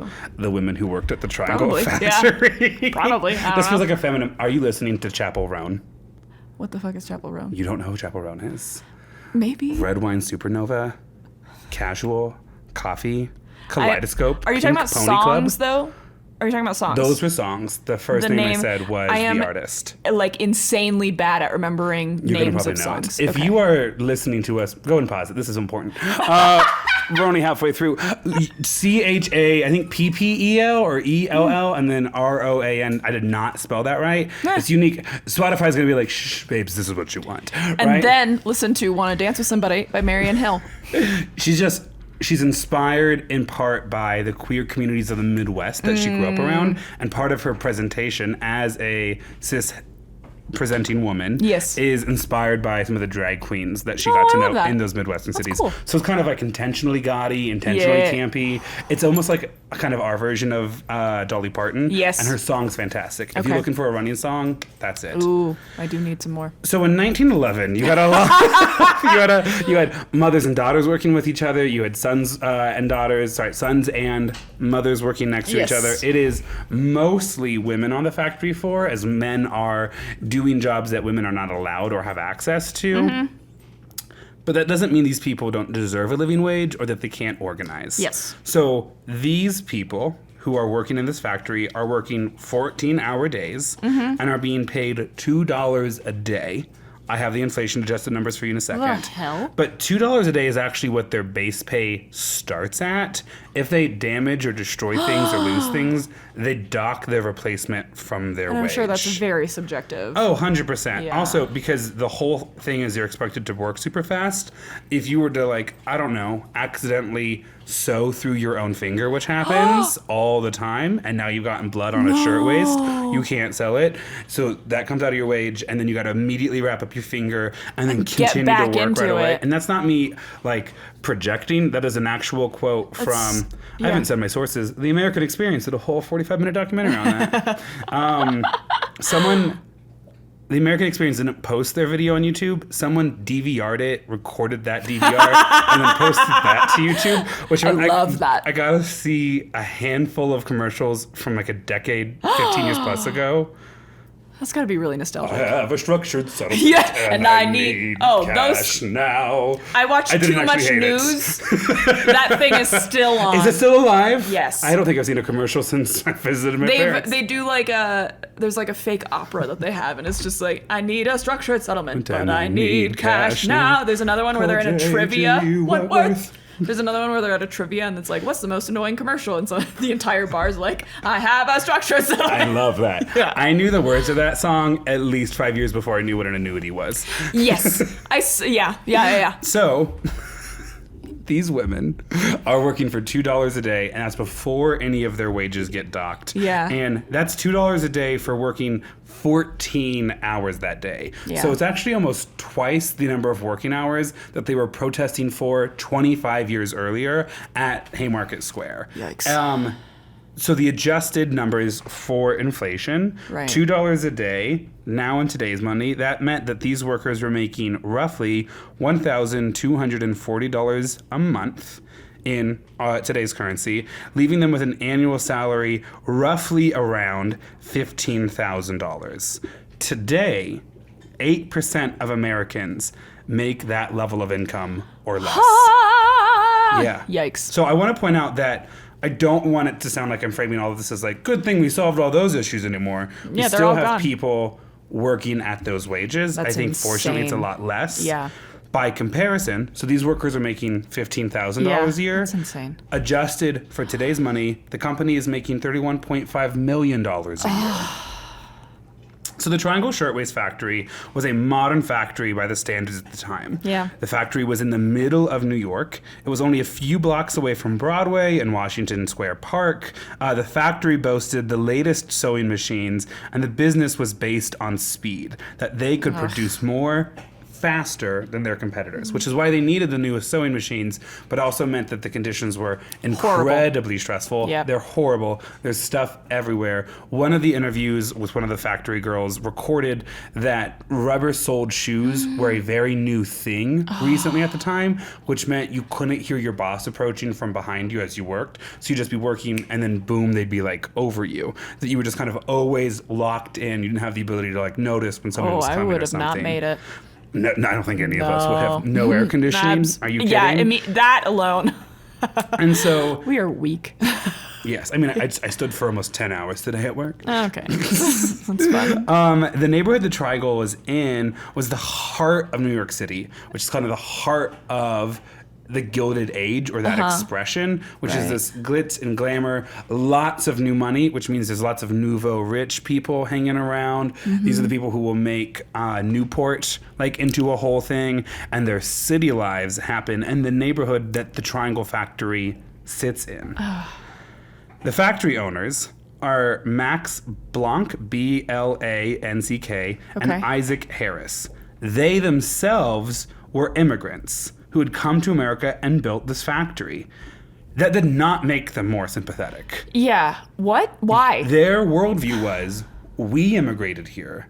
We were able to do what we did. Fucking hell. Now we have ours. That's my least Slam door behind. favorite viewpoint Yes. ever. Well, I managed to beat all of the odds. I did it. So instead of fixing the odds I had to beat, I will enslave my own type of worker. I'm going to make it just as hard, if not harder, for you to beat those odds. Correct. So it's What the so it's I think particularly interesting and maybe particularly American about Yeah. this portion of the story is that many of the factory workers in the Shirtwaist Factory are Jewish, Eastern European immigrants. Okay. And Max and Isaac, brothers, Jewish Eastern European immigrants. They share an identical identity, which is oftentimes like subjugated with the people that they're employing. Okay.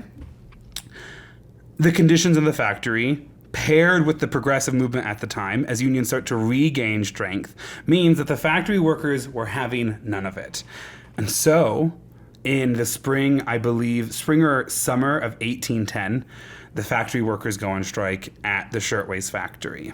They were bullied, harassed, assaulted, and arrested. The factory workers are followed into places by female sex workers who the factory owners had hired because they could go anywhere the women could. You could hire a man to go harass these women, but when they entered female-only areas, the men who were harassing them couldn't do it, or would be ungentlemanly. But if you hired female sex workers, because most of their workers were female, there truly was nowhere safe that they could go. And so that's who harasses them for almost 6 weeks. My God. But That's so messed up on so many levels. You're literally turning people that are like in need that have no other option against each other. yes. Keep your fucking hands clean. What? Correct. And they're also trying to hire workers who can't work at the same rate that they are because these machines are really intense. And so they have a lot of stuff going. They're clearly trying to squeeze the shirtwaist workers, using violence to force them into these conditions.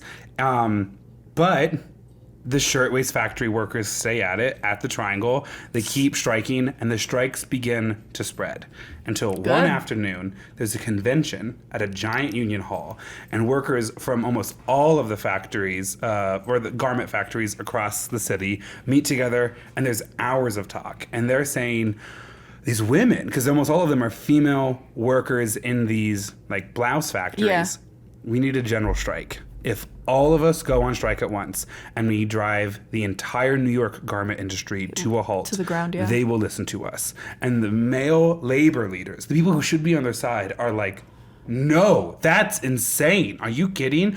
Don't do that. You'll lose everything. Many of you are paycheck to paycheck at that and starting to save a life. Yeah. A lot of these women are working at a young age because they have even younger siblings or their own children to take care of. And they're all immigrants, so they're experiencing So that messed same up. like push-pull of like, my family back home, which helped finance my journey to America, needs me to send money back to them. Yeah. So it's not so much like, man, I hate this job, although recognize that's a totally fair thing. These people have everything on the line when they say, stop working.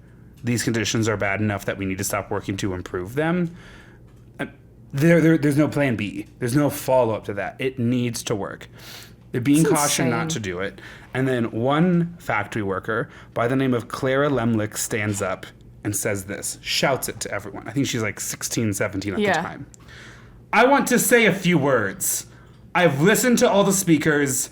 I have no more patience for talk. I move that we go on a general strike. And everyone screams. There's not even like a vote that needs to be taken. It's voted on. It's approved. Yeah.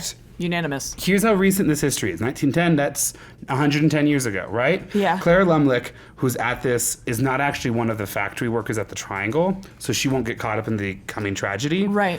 Clara Lemlich will die in 1982 at the age of 96. Your parents absolutely could have met Clara, could have touched history. And do you know who could have been at that rally? Lucy Parsons. You could have touched history that goes back to a man who fought in this. Your parents could have. My parents That's are teenagers insane. in the 80s. American history all happened so recently when you compare it to histories in other areas, at least like United States history. Yeah. Anyways, that's just the history teacher in me. Sorry. We've learned our lesson. We have. I mean, I haven't, but I am more careful about it now. And so the workers go on strike. And 10,000 female workers, it's a female-led movement, go on strike. None of the factories, there's 500 of them in New York, thought they would do it. And within hours, the 70 smallest factories in Manhattan immediately agreed to all of the demands. There were now better wages, shorter hours, and at least in a couple of places, union-only factories in New York City. You have to recognize the union, and you have to negotiate directly with the union. Hell yeah. No longer manipulating individual workers. Hell yeah. However, the rest of the shops come together and stand strong, led by the owners of the Triangle factory. They're like, let's get the Manufacturers Association together, let's stand strong, let's hire scab workers, and try to just like wait these people out. Winter's coming, I think we're gonna be okay. they look like they're going to pull it off. They're going to be able to starve out these workers and force them to come back. And when these strikes fail during this period of history, you don't go back to the status quo. No. You go back to a worse situation. Because they're trying to punish you. Correct. Trying to remind you that that was a bad decision. And then that gives them more negotiating room. If you are upset again, then I can return you back to status quo from years ago. Right? And then this is so funny to me personally. The strikers are starting to run out of money, like desperately run out of money. Yeah. They're going to have to end the strike without meeting most of their demands. When a young Miss Anne Morgan comes in and promises to help just kind of fund a little bit of it. You might recognize Anne Morgan as the daughter of J.P. Morgan. Shut the fuck up! I actually kind of love this episode because of the amount of cameos that I just have these like random historical figures making. Like crossing paths? Correct. Anne Morgan, daughter of J.P. Morgan, is like, well, I guess I could spend a little bit of money. What are you going to spend it on? Food? Okay. And now that Anne Morgan was involved, it was fashionable. And so along comes... I love that. She was the first Instagram influencer. A little bit, yeah. Because how problematic she'd be later. So after she moves to Utah, marries a Mormon husband, has 7 children, none of the names you've ever heard of before. That's a whole Instagram thing, you know. That's hysterical. So yes. Anne Morgan gets involved. Also, Anne Morgan is such a Mormon name. I know. Yeah, the double. Yeah. Anyway. This next name, not as Mormon. Yeah. Now that it was fashionable, other people joined, including Alva Vanderbilt Belmont.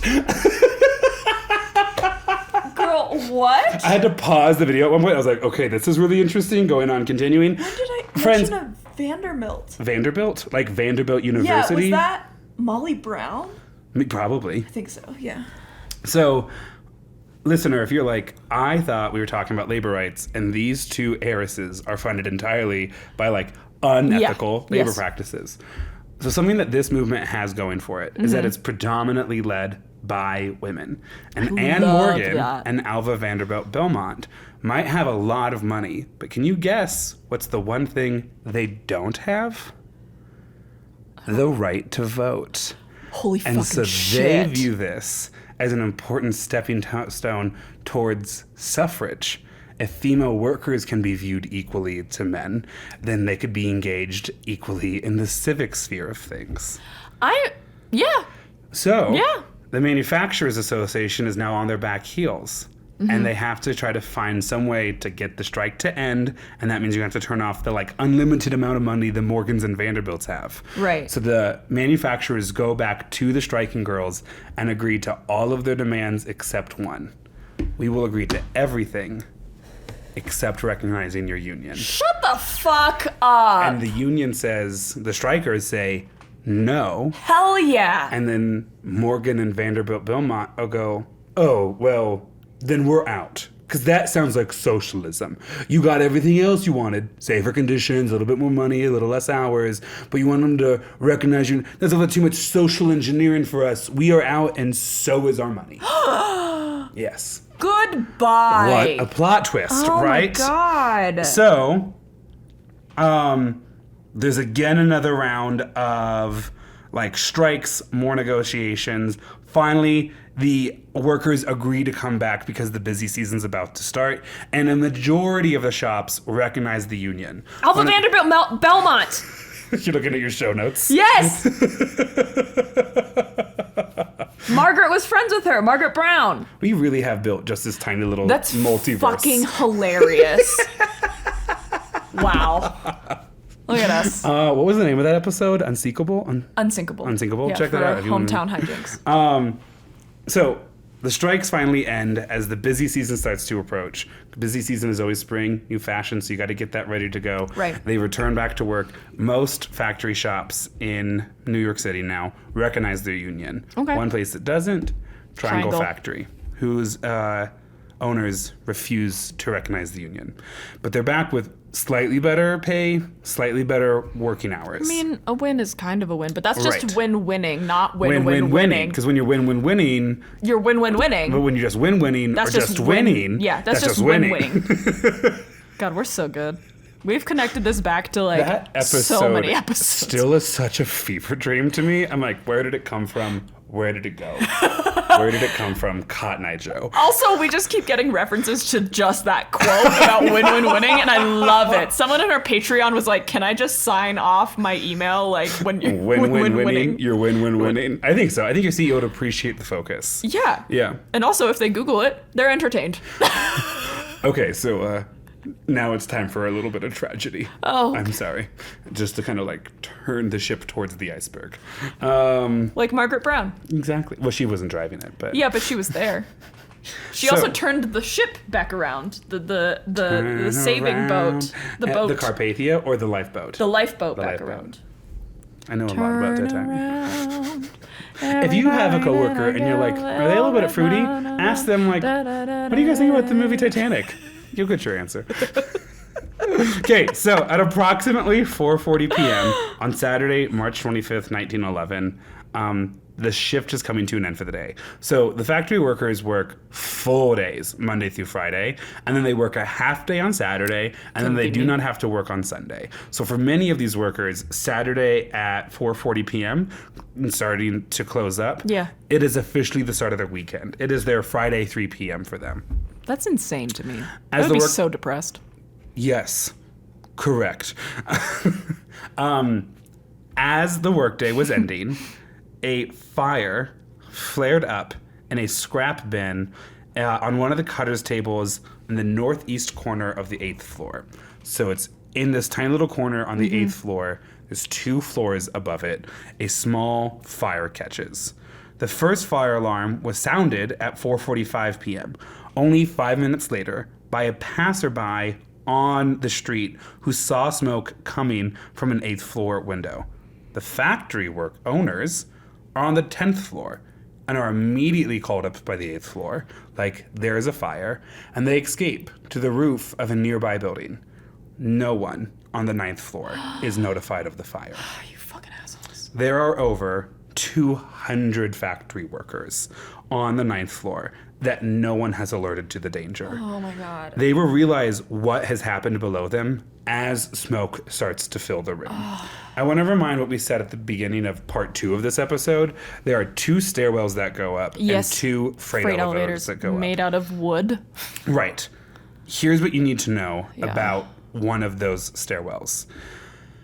And this now also goes into the excessive force thing. Yeah. One of the stairwells was permanently locked because the factory owners were so concerned about their workers stealing small scraps of cloth Oh my god. that they insisted that they searched every worker's bag As they- before they left. Yep. So they made sure there was only one exit. My brother in Christ. What the fuck? Correct. And it is that exit that is closest to where the fire starts. And so most of the smoke starts to travel up the only unlocked stairwell the workers have access to. I'm going to now switch over to my notes so I can get the exact ordering Yeah. correct. They will realize what is happening as smoke starts to fill the room. The Green Street stairwell was already on fire. A few managed to climb out onto a fire escape, but the fire escape quickly becomes overburdened. It pulls away from the building and collapses. There is now only one way out. Window. 2 small elevators are now the only thing that can ferry people off of the 9th floor. The entire 9th floor is a tinderbox. There's wicker baskets, there's old rags, there's fabric, there's oil everywhere from the materials Yeah. they use to make the product. Almost everything on the 9th floor is flammable, and the only fire prevention they have is roughly a dozen pails of water in the corner of the room. The elevators and the elevator operators, because this is a time of elevator operators, will continue to make as many trips as they possibly can throughout the entire experience. One worker remembers seeing other workers, including her own sister, catch fire as the elevator pulls away from the 9th floor. Because Oh my again, God. I don't want you to envision the people on fire. I just want you to envision for a second the way these elevators are. Okay? So there's an Yeah. elevator operator, like operating this stick. Yeah. And it's essentially just a cage Yeah. that they pull across, not the door on the floor, but the door of the elevator. So you can see everything happening. You can see everything through it as you go down. But it also means on the 9th floor, there's actually no door to the elevator shaft. And there are women now in a panic, naturally and obviously, crushing their way towards the elevators, trying to get on. Many women who do manage to escape via the elevator said, I had no choice to get on the elevator. The movement of the crowd me. Yeah. carried me into the elevator. The woman who saw her own sister catch on fire is in the last elevator trip down. Workers, aware of what will probably be the last trip down, who did not make it, will attempt to follow down the elevator on the cables. Many of them will try to scale down, only to be knocked down as women are accidentally pushed off the ledge. Some women will jump, trying to catch the top of the elevator cart as it goes down. Unfortunately, the weight of their impact will essentially permanently disable the elevator from being able to go back further. Oh my God. The tragedy is then multiplied further when you consider all of the ways that the system failed them. There was another staircase, not on fire, that could have saved most of the workers. Locked. But it was kept locked, mainly out of factory owners' greed. These women make less than $15,000 a year by modern standards. And honestly, what are they gonna take? Right. Like a couple dollars worth of stuff. If that, from a company that makes, by modern comparisons, $31.5 million. That's insane. Correct. And many of them died to ensure that they could squeeze a couple extra cents out of them, essentially. There would only be one exit, the Green Street stairwell, which had already caught on fire. Even more frustrating was the New York Fire Department's inability to save them. Mm-hmm. The fire department shows up to the Triangle Shirtwaist Factory within minutes of the initial report, immediately raising their ladders, only to find out they will only go to the 6th floor, ending up 30 feet short of the 9th floor, where the women are trapped. Because their elevators cannot, and I'm sorry, if you have children in the car, this next part might be a little graphic. Yeah. Because they do not have ladders that can reach up to the top floor, and the women who are now crowding near the windows as the fire spreads sees that, many of them prepare to jump. The fire department rolls out the nets that they have, but the nets that they have at the time involves firefighters holding it really tightly in opposite directions. Yeah. And then as these women either pushed or jumped out of fear for their lives, they are landing in these nets at such a force that the nets are being ripped out of the firefighters' hands as they're trying to catch them. Like, firefighters' hands are bleeding from the rope burns as they try to hold onto these nets and save these women. I'm not going to get more graphic than what I'm going to say right now, but many of these women, as they fear for their lives, will end up landing both on the sidewalk in front of everybody, but also on anything that was on the street near it. And there's conversations, and it's in the time of modern photography, or at least semi-modern photography. Yeah. You can, if you are the person who wants to or is morbidly curious or whatever, I mean, these photos are not hard to find, but these women, you can tell whatever was happening on the 9th floor was so horrific that had to have been the preferred option. And it paints a picture of how horrifying the 9th floor had to have been, because the pictures that you see are equally as horrifying. Yeah. 53 women ultimately end up having been jumped or forced from the window. Another 19 are found dead inside the elevator shaft. More than 20 died when the fire escape pulled away from the building and collapsed. At least 50 burned to death on the factory floor. Almost all of the victims were women. Over half were under the age of 18. Oh my God. 146 people will die in the event. Total. And there are only like 200 on the floor. Yeah. Oh my God. The scene outside the factory was as horrific as the fire inside might have been. Yeah. It was so horrific that police and fire crews who arrive afterwards to deal with the scene have to be changed every hour by the sheer nature of what they are witnessing. Yeah. The final victim, Sarah Cooper, was a 16-year-old seamstress. She was the only person to fall from the 9th floor and survive the initial impact. She would die 5 days later in the hospital, the fire's final victim. One father had to go in and identify his wife and 2 daughters, losing all of the women in his family my God. on the same shift. The factory owners were charged only with manslaughter and were acquitted. They cashed out the insurance and faded out of the news, but suffered no real legal consequence for any of the things that had been done. They were found liable of wrongful death during the subsequent civil suit in 1913, 2 years later, in which plaintiffs were awarded compensation in the amount of $75 per deceased victim. The factory owners were paid out more in the insurance money than they paid to So the they victims. made money Correct. off of the this. fire. That's fucked up. Correct. Holy shit. That is the low part of today's episode. Yeah. So take a breath for a second, because we're going to end on a good note, I think.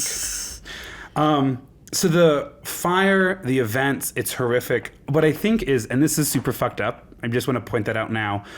I think a key element to this that doesn't get talked about nearly enough is the fact that this tragedy was so insanely public in like the way the victims died, and happened in a part of town that was quote unquote nice, right? Yeah. You have all these really fancy shops that line the streets, limestone mansions. It's not like this happened in a factory town in the center of Pennsylvania. Because this was in the garment district, yeah? But it's in New York. Yeah. It's in like, yeah. But it's like in Manhattan. There is a couple of blocks away some very fancy shopping that's I happening. mean, even now, if you go to the garment district, it's like walking distance. It's like basically Times Square. Correct. And so it's a super public tragedy in the way it unfolds, and it unfolds in a place where the people in power live and shop and eat, and the society forms around.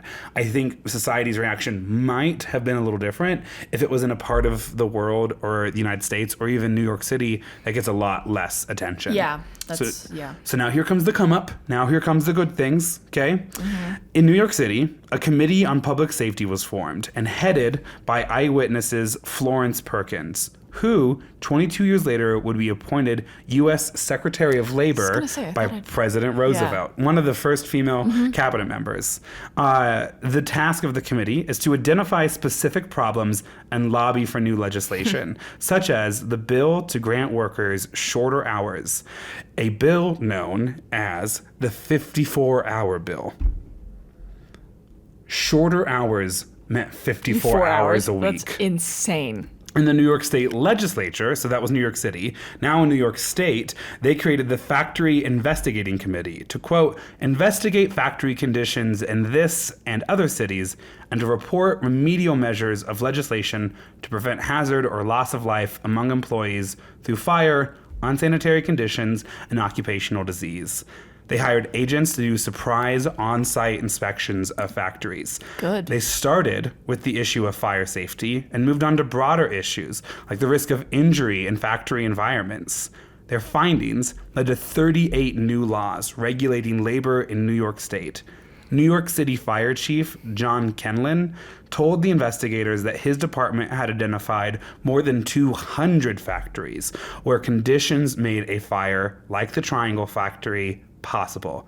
The State Commission's report helped modernize the state's labor laws, making New York, quote, one of the most progressive states in terms of labor laws. New laws mandated better buildings, access and egresses, fireproofing, the availability of fire extinguishers, the installation of alarm systems and automatic sprinklers, and better eating and toilet facilities for workers, and limited the number of hours that women and children could work. In the years from 1911 to 1913, 60 of the 64 new laws recommended by the commission were legislated. Okay. Many of the female victims of the Triangle Shirtwaist Factory Fire were unidentifiable as a result of the tragedy. That's horrible. Which meant for them, one public funeral was held that started off with a funeral procession. It was reported in the newspapers at the time that 1 in 10 New Yorkers showed up to stand along the sides of the street for the unidentified victims of the factory fires. And it completely held the city to a stop during their time. Just want to say there's also a funeral scene, several funeral scenes in A Ballad of Songbirds and Snakes. It's just all full circle. Back to the Hungry Graves. So my final thoughts, which I don't feel like we've done recently. I don't have that many. No. The first is nothing is ever set in stone. No. every generation needs to be aware that what they enjoy is the result of other generations working towards it, and to be aware of that and to try to continue to push the ball forward, if we're going to use a sports analogy. That greed isn't new in America, that it's manifests itself in different ways, or maybe the exact same way over and over and over again. But then finally, and I think probably most importantly, if you look at both stories from tonight, thank God for immigrants in America, both for their contributions to our society, to our culture, but then also for their advocacy, to have come to a country that was not their country at the time of their birth, and to see it and then fight for it to be better, to make it better. And that fight oftentimes meant being uncomfortable. It oftentimes meant foregoing wages, meant foregoing a lot of things. And in both stories, it meant foregoing their lives in a certain situation. Not necessarily offered freely, but it was paid at the altar of making this place better. In both of the stories, the people who ultimately paid the highest price were immigrants to this country who were not taken care of and abused by the system in this country, a country that they bet everything on. And still are. That's still super true. And if you don't know about the immigrant communities in your own home, I'd encourage you to investigate. I'd encourage you to go patronize and support and share in the wonderful diversity that makes up many of American cities. I'm fortunate enough to, I think, live in a fairly interesting and unique part of Denver. And I'm just always eminently grateful for the influences, both that I grew up with and that are new to me. So hopefully that made sense and was poetic enough, but clear and not patronizing. I don't know. It's hard to thread that needle sometimes. It's hard to thread that needle. It's also like important to remember to like you can be a leader for other people by being an advocate. Like there's no reason that every person needs to feel like they need to be a leader in their own right. But like you can do that by doing simple actions and like standing up for the shit that you believe in, and not just like it's so hard, like, because this kind of thing at the time was thought as normal, like their working conditions and their working hours, and it's hard to think about it's not that hard to think about what that is in our generation, like what they're going to look back on in 50, 100 years and be like, how were people dealing with this, And so it's important to see the stuff that's wrong and be an advocate for other people and not just back out and pull funding from things when you don't think it's perfect. Well, I think what's also really interesting, I think a theme for you and I this last week has been history and its perspectives, right? And that history has a lot of perspectives. And it feels like, and I'm saying this now with the curse of my history education degree, that historical perspectives, when you take the 100-year-long glance at it, can feel so obvious. But at the time, when you're in it, of course, there's not a script in front of these people. Of course, they are following their morals, their ethics, their internal compass, and trying to make the best call. And then I'm then reminded of, I think, at least in terms of labor rights, our current conversation in this country, no one who works full-time shouldn't then be able to afford the ability to live in this country. And if we allow the narrative to be that inflation is being driven because people are now being paid enough to live, then what we are doing is feeding into narratives that in 50 years people are going to be like, oh, and then this false narrative was going around, right? Like if wages were driving businesses, I'm talking about major international conglomerates, if they were driving them into the ground, they wouldn't be posting record net profits. If you're fighting for things just because they keep you comfortable, I would encourage you to like do.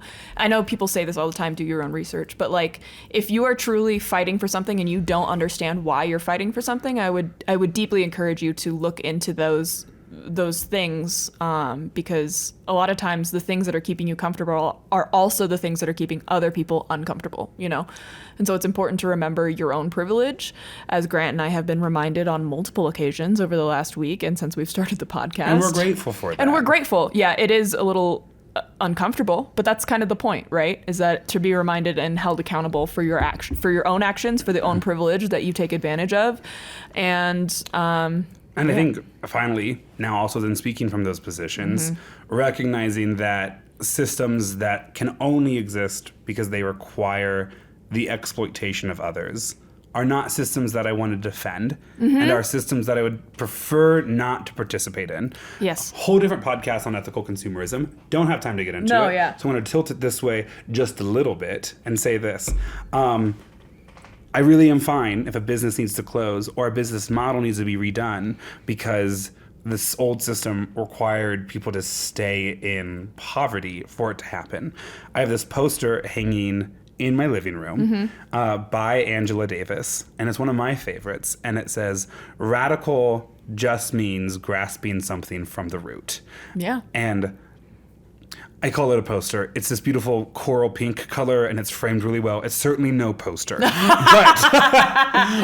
I think that is still probably the lesson from all of this, right? That, like, based on both the positions that we're both in right now, I hope I'd be the person in 1887 who would mourn the loss of Albert Parsons and who in 1911 would attend the public funeral of the Triangle Shirtwaist Factory Fire girls, and that I wouldn't both sides it. Well, like, of course they should be paid better, but like those But like you have to remember factory you workers, need to play a part in the team. Yeah, exactly. And like you're representing something. Yeah, like how's this gonna work if we all get paid enough? Like, you know, like that's not the point. It's never been the point. If you're arguing for the system, you might be arguing. Listen, wrong. I'm sorry. Like, if you want it, friends, if you want to end the podcast here, that's fine. You know where to find us. But here's the thing. I'm reading this book right now. I basically only read queer fiction. It's hard for me to focus on straight people in a fictional universe. That's how it works, though. You need to focus on something that's relatable to you. I also can't. Tyler and I argue about this because Tyler's like, but wouldn't it be so much better if they were like gay men? And yes. I'm like, and you're like, no, it wouldn't. I'm not a man, nor am I really gay. You're like, this smart, queer, conflicted woman? No, that's the perfect character. That's me. And we're like, right, but the stable boy should kiss. Yeah. That's the problem with being a woman surrounded by gay men. You're like, am I in the wrong?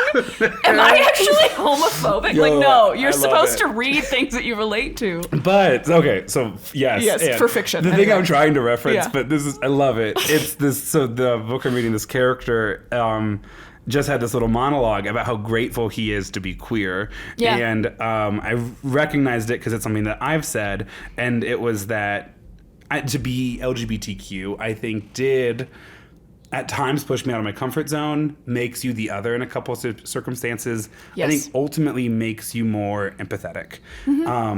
I'm grateful for that discomfort that it had brought me at times. I do hope that I am more empathetic as a result. And I think even if I'm not more empathetic, I think it's easier for me to understand the perspectives of people who come from otherized communities. Yes. Not to say share those struggles, but to be like, I hear your testimony. I understand that what you're experiencing is probably different than what your neighbors might be experiencing. And I'm such a nerd, but I also think that if you got a degree in history and the only thing you took away from it is that World War II documentaries are cool, you missed the entire point. The whole point of history missed is the whole motif, babes. I'm going to get in trouble with this next thing, I think. But this is another thing we used to talk about in AP World History. And especially from certain cultures and communities, from a certain period of time, any written document you have from a female identifying person almost always comes from a sex worker. And we'd have a conversation about how, I know it's quick for us to cast judgment on this individual, but if we can take a step back and ask ourselves questions around, well, what is the system that existed at the time? Why was she there? Why does she know how to write? But then also, what voices are missing from this? Why are the only female voices we have from this community, from this time, are the people who were closest to the male source of power, regardless of what their actual profession was? That's a really good point. Yeah, and so then from that perspective, it helps gonna color and guide you through whatever you're about to read, which oftentimes is like 1,500 years old, because you understand, even if you don't understand their perspective, you understand that this is a person navigating systems of power beyond their control. Yeah. That's the point of a history education, to like seek out and try to understand or sympathize with worldviews that weren't your own. And it's what's supposed to make it so interesting. Not bang, bang, bomb, fire, but like... look at what happens when these different people come together and the fact that we have access to it now. It's history has its eyes on you. And I promise to get back to misunderstood women here very soon. I only had a small supporting character misunderstood woman, Lucy E. Parsons. I promise I'll get into, I don't know, maybe another Agatha Christie episode. I love finding Agatha Christie. I love that episode. I love that episode. That was really good. I will probably get out of the history kick, not immediately, because I can now definitively tell you what the next theme is going to be. We're going to cut it out And of this then one and put sesh it in. back into episode 45. Okay, so then I'm going to ready? We're Maia. Cut this. And here it comes. I don't know what I'm going to cover. I've decided it will be true crime, though, somehow. And this, like, Christopher Nolan Tenet inversion way of doing the podcast ends with this theme. We're going to get back to the regular sequence of things. Now we're back to episode 44. Maia, we're back. That was a fun break. So yes, so that's so now the fun thing is, what do we want to call this? Oh my God. I don't know. The right angle. The right angle. Oh, because of the triangle. Because it's a triangle and it's also the right angle of history. For some reason, I wanted to be like needle in a haystack because it was in the Haymarket Square, but that feels a little too niche. But then it's also like, hey, it's flammable. I've also thought of the girls are fighting because it was so female driven, or striking. But excessive force part 2, striking doesn't sound all that great to me. We'll figure it out. We will. We'll have to call Casey. We'll crowdsource it from Casey. We will. Casey gives us an option that we both hate. Outwardly, publicly, kindly, kind of, but we're like, no. Oh, what about? And then there it is. Or he comes up with a really good one. There's the dichotomy. Yes, we either love it or we hate it. There's no in between of like. So maybe, we are going to figure out what we're going to call this. However, we'd like to thank you for sticking with us through this episode. If you would like to find us on social media, you can find us truly anywhere at Well I Laughed. We post the video, full episode version, on YouTube. Sometimes it has the pictures, sometimes it doesn't. It's a lot of video editing to do part-time. You can find additional content on Patreon, where we are Well I Laughed Podcast. And you can email us at wellilaughedpod@gmail.com. Until then, friends, bye. Goodbye. I really am getting better at that.